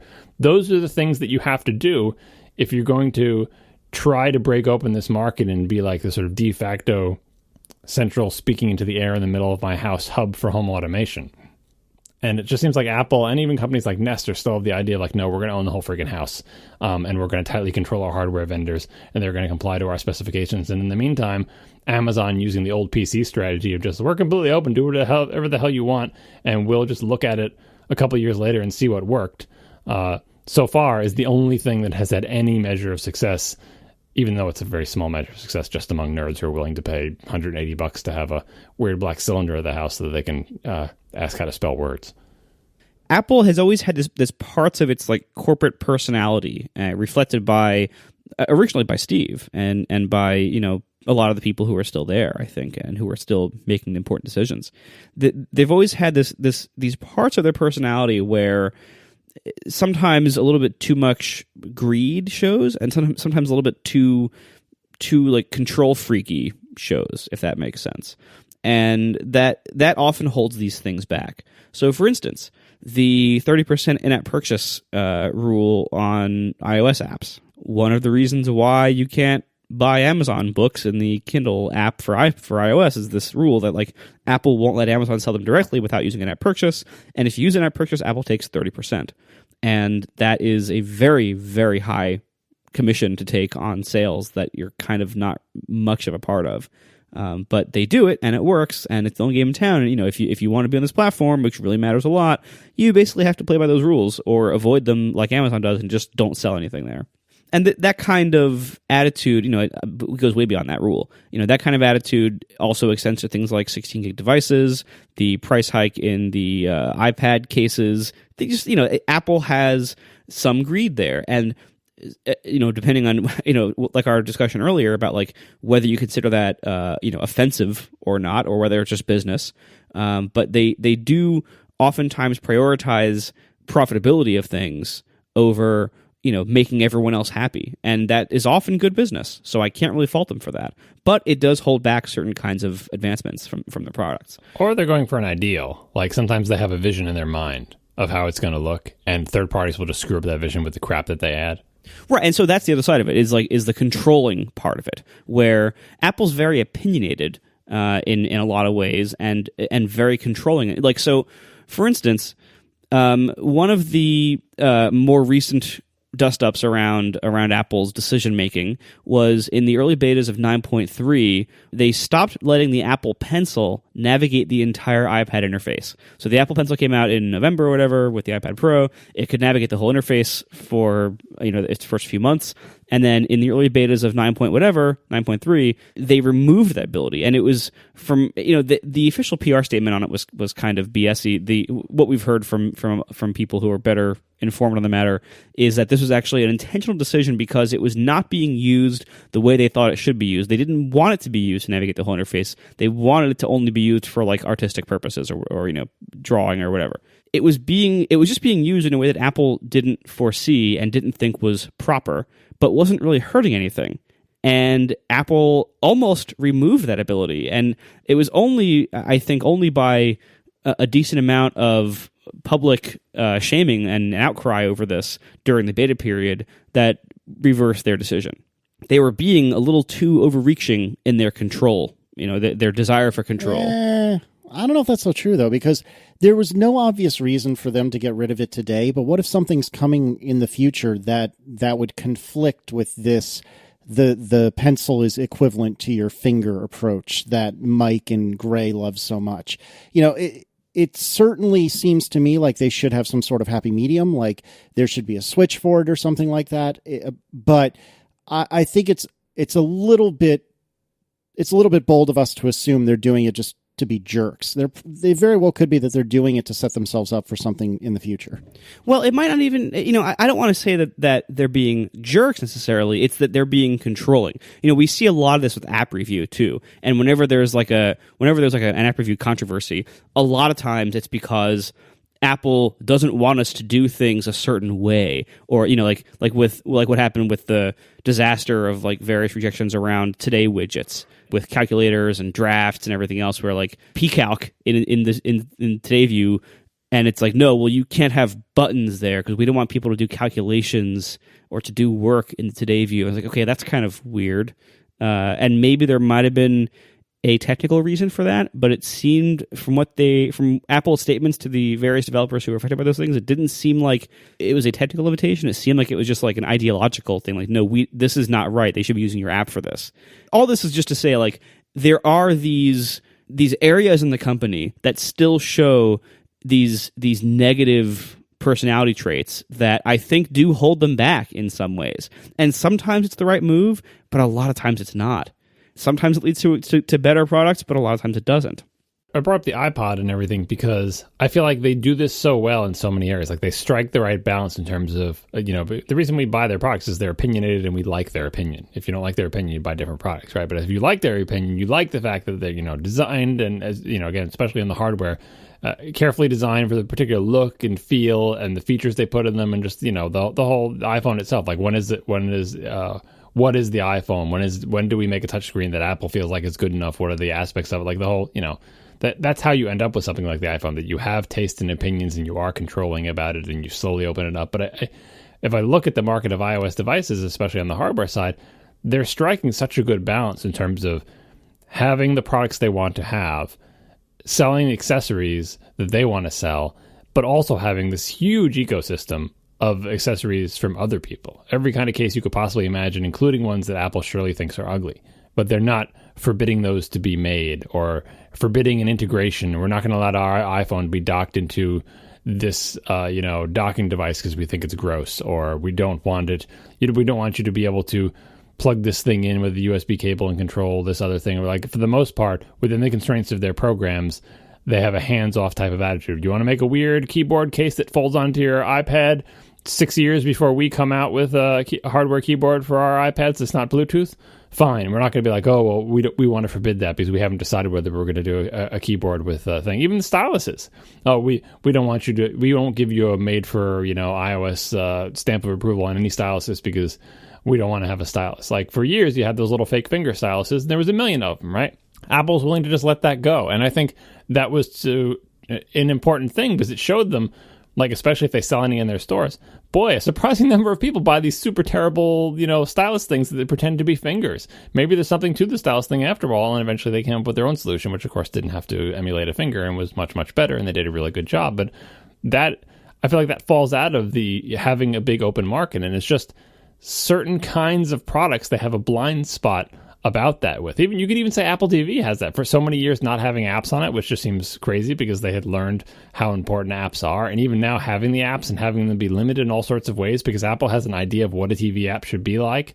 And they're necessarily fencing off whole ranges of possibilities, even going down to, my own particular pet peeves about 24 hertz output or whatever. Like, that's a whole class of applications that could flourish or not on the Apple TV, but because Apple had this narrowly defined, you get 200 megs, you download stuff on demand, you can have games, but you have to support the remote. Just like they fenced it in so narrowly, they're not allowing that ecosystem to expand in the ways that some of their other ecosystems have been allowed to expand. And it's, I think it's just not the right balance. Like, I think that's what Apple is always looking for, and what I'm looking for Apple to do is not to be completely open, not to be completely closed, to find the right balance for each product line. And the way we see when Apple hasn't found the right balance is competitors. Competitors show us because they say, if Apple's dropping the ball here, then we can do better and show you something. And then you look at it after the fact and you go, boy, Apple had all the pieces. They had all the technology and they just didn't do it, or they were their own worst enemy. And I see that the most for every product that Apple does that has anything to do with sort of the open web and web services. Not that Apple is against the open web or web services, but it just seems to be a big blind spot for them that they don't realize the inherent power in that. And Amazon Echo, I think, is the most recent and most glaring example. All right, thanks. Let's about 3 sponsors this week: Betterment, Ring, and Freshbooks. And we'll see you next week. Now the show is over. They didn't even mean to begin, 'cause it was accidental. Oh, it was accidental. John didn't do any research. Marco and Casey wouldn't let him, 'cause it was accidental. Oh, it was accidental. And you can find the show notes at atp.fm. And if you're into Twitter, you can follow them at CASEYLISS. So that's Casey Liss, MARCOARMENT, Marco Arment, SIRAC, USA Syracuse. It's accidental. They didn't mean to. Accidental. Tech podcast so long. So Tesla came out with a new car, which means your Model S is effectively old and busted. Yep, totally obsolete. No, it isn't, because his car is still better than the previewed car. In so many ways, it's better. So Tesla came out or debuted with the Model 3. I like the emphasis on the master plan in the presentation. Like, so many years ago, I had this master plan about what we're going to do. If you're making a master plan, maybe that's the time to come up with like a naming scheme for your cars that's sensible. Like so many other, like you only got 3 cars. It could be Model 1, 2, and 3, Model A, B, and C, 4, 6, 8. Like there are many possibilities that you could draw from or name them after your favorite cities or whatever. But I don't think anybody drawing up a master plan would be like Roadster S, X, and 3. Like in your first outing. That's a ball drop. Anyway, but we don't care about the name. Right. So for those who are not aware, this is their cheaper sedan, their kind of mass market car.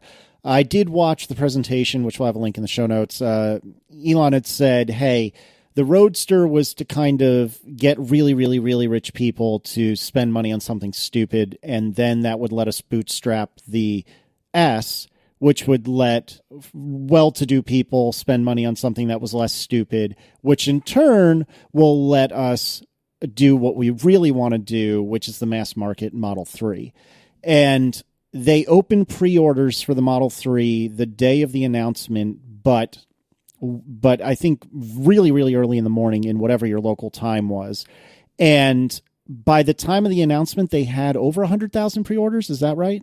110, I think, yeah. Something like that. And so the pre-orders, you have to put $1,000 down, but it is refundable. So that means 100,000 people had given Tesla $1,000 apiece. And I think they're up to like 250,000. Something like that, yeah. But what's interesting is, the first half of those people did it sight unseen. They knew nothing about the Model 3 other than that it was going to cost around $40,000, and it should have around the same range as the Model S, give or take. And then they did the reveal, which it was clear that Apple employees spend a lot of time practicing their presentations, not only those in the keynote, but those at like Dub, because man, Elon Musk was not built for this sort of presentation. And that's okay. I mean, but yeah, he could have used some rehearsal. It seemed like he didn't rehearse it once. Right. But the presentation nevertheless was impressive. And the Model 3 on the whole, I like it. I think aesthetically it's got a little bit of problems on the outside. I think John takes more issue with the outside than I do. On the inside, I have major issues.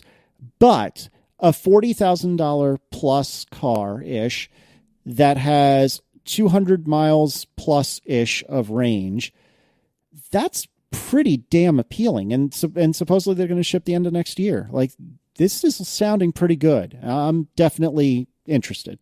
I wouldn't call this mass market, though. Like, I understand the progression. Like, you go from $100,000 impractical car to a $70,000 or $80,000 very practical car to a $35,000 still pretty practical car. Like, but mass market is $25,000. But it's not. They're doing everything they can. Like, the batteries cost a lot of money, right? So they're building this big factory or whatever. They're driving the price down. Like, eventually, you would expect, if Tesla is still in business 10 years from now, that they will have something in the Honda Civic category or whatever. So they're working their way down. I like the progression. I like what they're doing. As for the specifics of the product, I was never really impressed with the Roadster because it's just the what do you call it? Lotus Elise. Yeah. But you got to do what you got to do. It was a sort of a minimum viable product type thing. But as a car, I was like, all right, fine, whatever. The S, I was generally impressed by the styling because I think the overall shape of the car is good. They didn't get the details very right. But practically speaking, having both ridden in Model S's and driven one, it's a good car. Like we talked about this before. Like it's not just a good electric car. It's a good car. I mean, and you'd imagine, well, it better be for the price you get. But they successfully made a good car, which is no small feat because not a lot of new car companies have come out and made a good car in our lifetimes, right?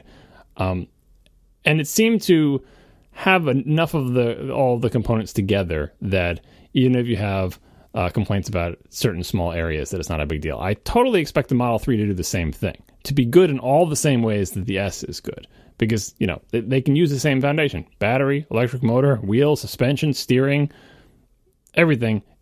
I see no reason to believe that those aspects of the 3 won't be just as good as the Model S. The only place you're saving any money is, I would imagine, this car is smaller, lighter, has less batteries in it, and so that's how and they're made in the big gigafactory and economies of scale and blah, blah, blah. All the sorts of reasons why does this car cost less than the Model S? Mostly it's because they're getting better at building these cars and have the big factory building the batteries, and there's fewer of them and it's smaller and all that other stuff. But I can imagine, for instance, the interior of the Model 3 giving the Model S a reasonable run for its money, mostly because the Model S is not super luxurious to begin with. But like, that's not where the money is in these cars. Like, the money is all in that freaking battery, and just general raw materials and assembly. Like, the electric motors aren't super expensive in the grand scheme of things. Certainly not compared to an internal combustion engine. Where I think the 3 falls down for me is, I feel like it had the opportunity to learn from the S-Class and exceed it in all of the few areas where it falls down. So is the interior going to be better than the S? Probably not. Design-wise, having that big screen in the middle doesn't strike me as we learned a lot from the Model S, and so now we know how to make a better interior, other than the fact that they learned that bigger screens are better. But my biggest complaint about the outside is what they've done with the front-end treatment. And in some respects, it's obvious what they're going for. It's like, hey guys, we don't have to have a place where air goes into the front of our car because there's not a giant exploding internal combustion engine there that we have to blow air on, otherwise it overheats. We don't have to do that. So we should not be constrained by the styling of internal combustion engine cars. We have all this freedom. Let us now reimagine what the front end of a car can look like, because why should we make it look like an internal combustion engine? That's a good spirit, and that's a good idea, and they should pursue that. But I feel like what they did was took the front of an internal combustion engine car and just erased the grille in Photoshop. Yeah. There's a place for the grille. It is shaped like a car with a grille would be, because Marcos does the same thing. The Model S has a place for the grille, and they just put a thing there that is a different color, and it looks grille-like, but there's no holes in it. It's, because you don't need air to go into there, right?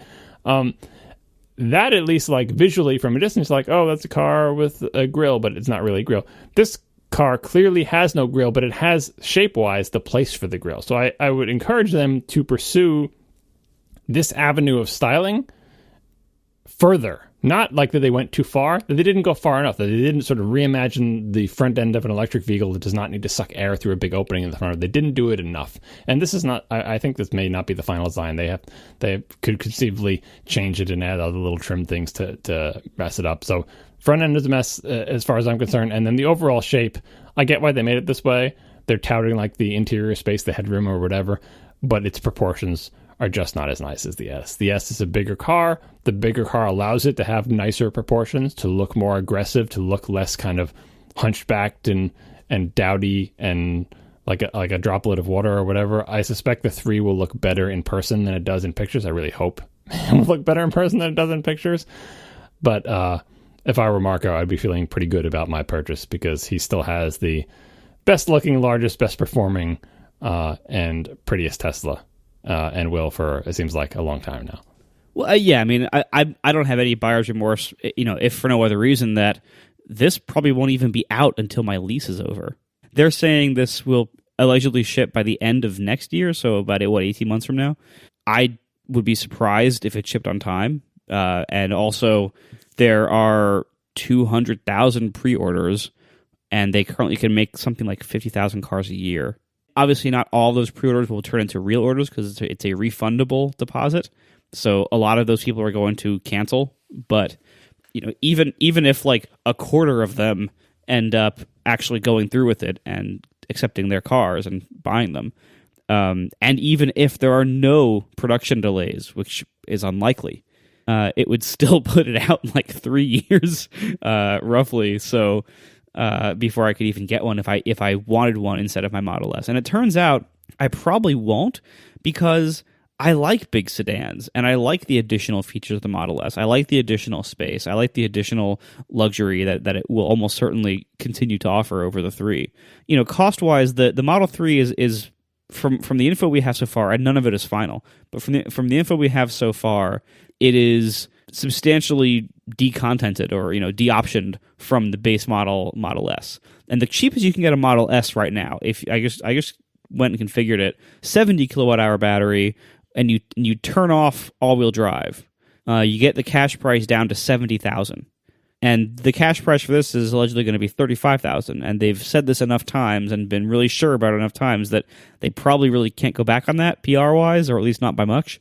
So in order to cut the cash price of the car in half, it's going to have to come with less than what the S comes with at its base model. So they've already said it's going to have things like it's not going to have supercharging built in by default. Like, you'll have to pay extra for that if you want supercharging. There's a whole bunch of stuff that comes standard on every Model S that the Model 3 probably will have to not come with just to hit that price point. I'm guessing that there's going to be a major difference between these two cars. And part of the reason they had to make it so much smaller, and make it kind of these weird proportions, is to help set it apart, I think, from the S. Because, the S is kind of competing in a different bracket here. But overall, I think from what they've shown so far, that we can have quibbles about the dash, which I do. But even, Elon said on Twitter, like, it's not even the final steering wheel, and the final steering wheel is going to be amazing, like a spaceship. So that kind of might take care of the weird issue with not having any display in front of the driver. But overall, I think this looks like a really potentially awesome car. But there's still a lot of question marks over whether they can actually deliver, and whether they'll deliver on time, and what you'll actually get for the money. Because I suspect there's going to be a lot of things that we think you'd probably want that are going to be optional add-ons at that price point. real-time follow-up of the whole chat room, and my memory says that actually they said that they will have supercharging on all models, but they will have the capability to, but Elon said on Twitter to somebody recently that it might be an additional fee to activate it, just like the old Model S was. So they will all have the ability to. It's the same thing with the autopilot. They will all have the hardware to do it, but you won't necessarily have that enabled unless you pay extra. It's an in-app purchase, in-car purchase. Yes, it really is, basically. I have some faith that the only wild card I feel like in their ability to deliver on this in terms of schedules and pricing and everything is the battery factory, because many things can go wrong there, and it is a very large endeavor, as they emphasize in the keynote. And you're right, sorry, but everything else about this car they've already done on the Model S. It doesn't have any weird falcon wing door BS. It is essentially a smaller S. Everything in it they have substantial experience doing in the S. They know how to make cars with doors, with door handles, with mirrors, with wheels, suspension, steering, the motors. If they can get the battery manufactured at the price they want, working the way they want, and stick it in this car, I totally believe they will hit their delivery dates, because this is the kind of iteration I would expect. I feel like the X is a weird boondoggle with those, much larger size and the weird doors. It's its own worst enemy. This is the natural evolution down market of the S. And how do they make it cheaper? I still feel like the way they make it cheaper is I feel like it's going to have a smaller battery than the S, because it's a smaller car, and you can get away with equal or range, or whatever the target was, like 215 range. I think 250s was the rumor, but I think they announced 215. Yeah, it's officially spec'd at 215. And for reference, the Model S 70 kilowatt hour one specifies 230. And that's also a much bigger, heavier car. Like if you look at the ratings between the S and the X ratings are lower per kilowatt hour because it takes more energy to move the larger, heavier car. So I'm guessing with the S having 230 miles out of a 70 kilowatt hour battery, I'm guessing they could put maybe a 50 or 55 into the Model 3 to hit that goal. Yeah, I don't. The other thing, the wild card I don't know about is how much is this going to weigh, because obviously it will weigh less than the S, but how much less? And the only way you get it to weigh a lot less is to use a much smaller battery, because those things weigh a ton, or to use lighter materials. Are they replacing steel with aluminum? Is there any magnesium or other weirdness going on? You would imagine it can't get too exotic because it's a $35,000 car, but aluminum at the very least could be in the mix to try to lighten the car. And obviously the base model, I would just assume, I don't remember if this was announced, one motor in the base model, right? Not that the motors are, again, not as expensive as internal combustion engines, but if you want to save money, that's the beauty of electric cars, and the curse is there's not much to them. There's electric motor, more or less directly attached to your wheels through a fixed gear ratio. There's suspension. There's steering, there's some pumps and compressors, there's a giant battery, and then there's a living room that you put the chairs in, right? And that's it. That's all there is in the car. There's some venting, I guess, for blowing air on you. There are so many fewer components than the giant mess that is under the hood of internal combustion engine cars, where just there's little villages on, all around the engine in terms of keeping the engine cool and keeping the oil flowing through it, and things going up and down and firing sparks and wires. And there's just so much extra stuff there that just isn't in this car, which means that if you want to make the car for cheaper, you can reduce your component costs, or you can use less of something that's expensive, but there's not much else there. I really don't feel, that's why I say on the interior, I guess they have to make it not as nice as the S just to differentiate their lines. But how much money are you really going to save by using different seat materials? You could save a couple $100 here and there, but the big ticket items are that stupid battery, all of the big steel parts that make up a car that you can't get rid of because you need suspension and wheels and a body and crash protection and stuff like that. And I guess one motor is cheaper than two, and then that's it. Then so they're wise to go after their big cost center, which is the battery. Is how cheaply can we make them? Can we build this giant factory and make pretty huge capital investment so that we can churn out the first year 250,000 of these batteries and put them into cars that we can sell for $35,000 and at least break even or come close to a product? I mean, that's the sort of meta thing that we're not really talking about here, is that Tesla is, regardless of what you may think as a car guy about their individual products, they're actually doing the thing that so many other car companies have failed to do, which is build electric cars, build a business on them, and make them good cars that people want to buy.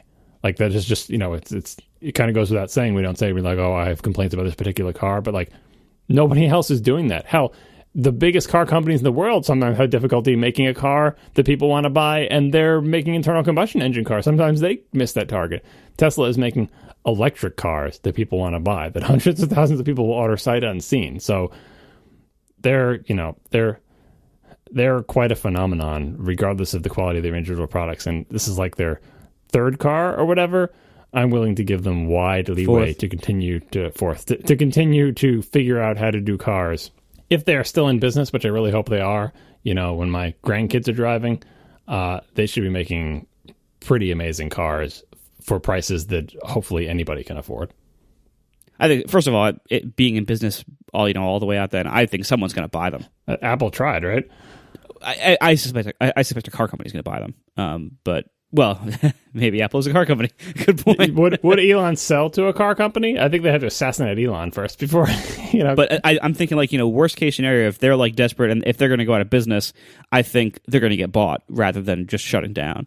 But anyway, it's really quite something, to see the amount of enthusiasm and energy and momentum behind this launch of this car that we know almost nothing about, and even before we knew anything about it, how many orders there were. I mean, we're on the cusp of something big here, and it's happening now. It's not like this is in the future cars will be really nice and they'll be all electric. No, today cars are really nice and all electric. They're just really expensive right now. But they're here. They exist. They're selling, I think they have something like 150,000 Model S's already out in the world. So they already sell these cars in decent volume, and yeah, that isn't as much volume as the entire world driving population or some other big brand cars, but that is real volume that counts for something. These things already exist today. And they're only going to become more of them in the future. I don't think this is a temporary fad. I think this is and once you drive one, you realize oh my God, this is amazing. Why doesn't everybody have this? And of course the answer is because it's very expensive right now, but that seems to be a temporary problem. I'm kind of confused about why some of them have L-shaped door handles, and at least one model, I presume the base model, doesn't. Is that a value-add feature? Well, if you buy the base model, you get straight door handle like Marco's crappy car. But if you buy the upscale models, your door handle is slightly L-shaped. They probably just haven't decided which one it is yet. They built one with the L's and built the other one without them. Oh, that was the nice thing about when they drove the cars out onto the stage. It's another one of those electric car moments when you realize they don't have to worry about filling the room with carbon monoxide as they drive their cars out onto the stage. Right, exactly. And they also don't have to worry about the noise of the engines running. Just drive them right out. It's fine. Yeah, that was pretty wild. Really, every time I drive this electric drivetrain, I'm just oh my God, this is so good. Why if you can get one of these, if you can both swing the price and if it fits within your lifestyle with range concerns and everything, those are two big ifs, but if it fits, why wouldn't you get it? Once you drive it, that's honestly how you feel because it's so good. If you have the means, I highly suggest picking one up. I have to tell you, though, the interior is so unbelievably bad to my eyes. It's got a dashboard-ish. It has a thing that looks like a dashboard, but all it has on the dashboard is a steering wheel and a touchscreen. And yes, I'm aware that all of this is in flight, but it looks like they didn't even try yet. Oh, God, I don't like the floating display. It just looks fragile to my eyes, which I know is a KC problem, but I don't like it. And I definitely do not like having any sort of gauges behind the steering wheel. I just think that's a terrible idea. Yeah, a lot of other cars have tried that, and there have been various theories. I mean, the economic one is we'll make a world car that's symmetrical, so we can do right and left-hand drive and just put the dash cluster in the middle. I'm not sure how much I buy that as a reason, but it's something you can see and think about. One of the reasons they gave was it's better to not have to change your focal distance as much from looking out the window where your focal distance is way off down the road to looking super close to you, like the gauge cluster. So let's do a 2-level dash or put it in the center. So it's, difference between focusing at 4 feet versus 2 feet. I'm not sure I buy that because I don't know. I mean, I can understand maybe the focal distance. You don't want to go from really close to really far, but how much farther away from you can you get that dashboard when it still have it inside the car with you? It can't, make that big of a difference. And I just think consumers have voted with their feet to say every car that has tried to do this, and there have been many of them, the feedback has been universally negative, not massively negative, but enough negative that in subsequent models they change it. Every car that's done a 2-level dash where you have one set of gauges close, one set of far, every car that's had a bunch of gauges in the middle has eventually gone back to a more conventional arrangement, or like that model has, faded away and a new model has replaced it. I think maybe the Toyota Echo still has that arrangement as the lone stalwart, but it baffles me why people want to do that in anything other than a concept car. And the wild card is, and of course we don't know, is like, fine, do you have another solution? Maybe it's all heads-up display and they have an amazing HUD. All right, fine. All I'm just saying is, like, somewhere where the driver doesn't have to turn his head, you need to be able to see things like how fast you're going and, other information about the car. Is your turn signal on? Are your headlights on? Like, without having to look elsewhere. I feel like that should be easily within the driver's vision without requiring a head. That's why we have gauge clusters. So I really hope they have some solution to that isn't just look at the giant screen, the giant 17 or 18-inch screen that we've stapled to the front of the dashboard. Yeah, I completely agree. I understand it's not the final design, but God, I do not like it at all. It just looks so boring, and it's just this vast emptiness there. It's terrible. All in all, I am very interested in the car. I am not interested enough to have put down a pre-order, and at this point, there's no point in putting down a pre-order because Declan will be out of college by the time they would deliver on that pre-order, like Marco was saying. But I'm really intrigued, and I'm really pleased that they're moving. I don't know if down market is really the right way to describe it, but certainly into a larger segment of the market. And having driven Underscore's Model S, it kind of ruined me for life. I mean, electric cars done right are phenomenally cool. And I'm really, really anxious to see what this looks like when it's all said and done and when it's actually released. Well, and what I also want to see is, like, how does everyone else respond to this? Yeah. What happens when this eats into a big part of sales of the BMW 3 Series? What happens? How does everyone else react to this? Well, they've all got electric car projects in the works, like all of them. I mean, BMW's already got the i8 and the i3, and Porsche's got their electric car product. Like, a lot of people have essentially Model S competitors in various stages of development. I think now it's just a race of who can get their cars to market soon enough, because if Tesla beats them to market, it's going to be a real problem, because as we've seen, people are just going to buy whatever good electric car is available. They're going to buy it. If Porsche beats the Model 3 out, I mean, the Porsches are kind of already lost because the Model S has been out. Like, there was something was brought up in a recent article I was reading. Porsche's target for their electric vehicle was like, it's going to have a 3.5 second 0 to 60. The car that's already out now beats that. The Model S already beats that. And this is a car you're going to come out with in 3 years. That's not good planning, right? Especially if your name is Porsche and you're going to sell it for Porsche level prices. Tesla is a strong competitor and has a lead, but I feel like every car company they're competing with, even like the new Audi A8, was designed from the beginning to be this structure, this chassis, this underpinning to this car accepts both an internal combustion engine and a full electric setup. Will they do a good job?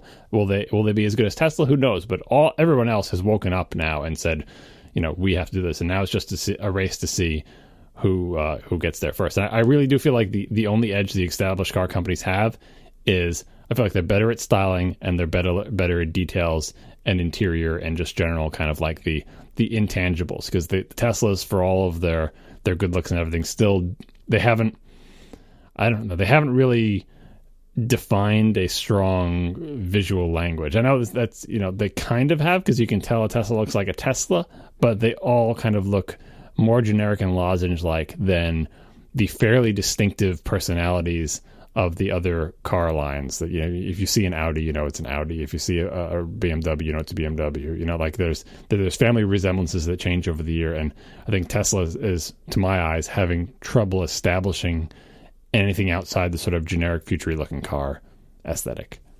In the early days of the iPod, Apple had a really, really strong advantage over the rest of the market, that not only were they often first to some of those form factors, they would negotiate rates with the flash memory, and they would consume so much flash memory production in the world that other manufacturers were not even able to match them on price or to even get enough flash memory or to get the best kind of flash memory because Apple was consuming it all and had locked up all the supply.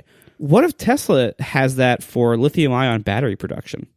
Yeah, they're not buying, they're making themselves. What I fully expect to happen is, as part of Tesla's financial viability, if they have any excess capacity, they will sell batteries from their Gigafactory to Audi and BMW and Mercedes or whatever. Because why wouldn't you? Like, I mean, it's the same reason Toyota sells the what do you call it, the Prius electric drivetrain to so many other car manufacturers. They're not afraid of people competing with the Prius because they feel like that's the whole package. But they'll sell you their system at a profit and license it essentially to you to use in your cars because you're not that interested in it.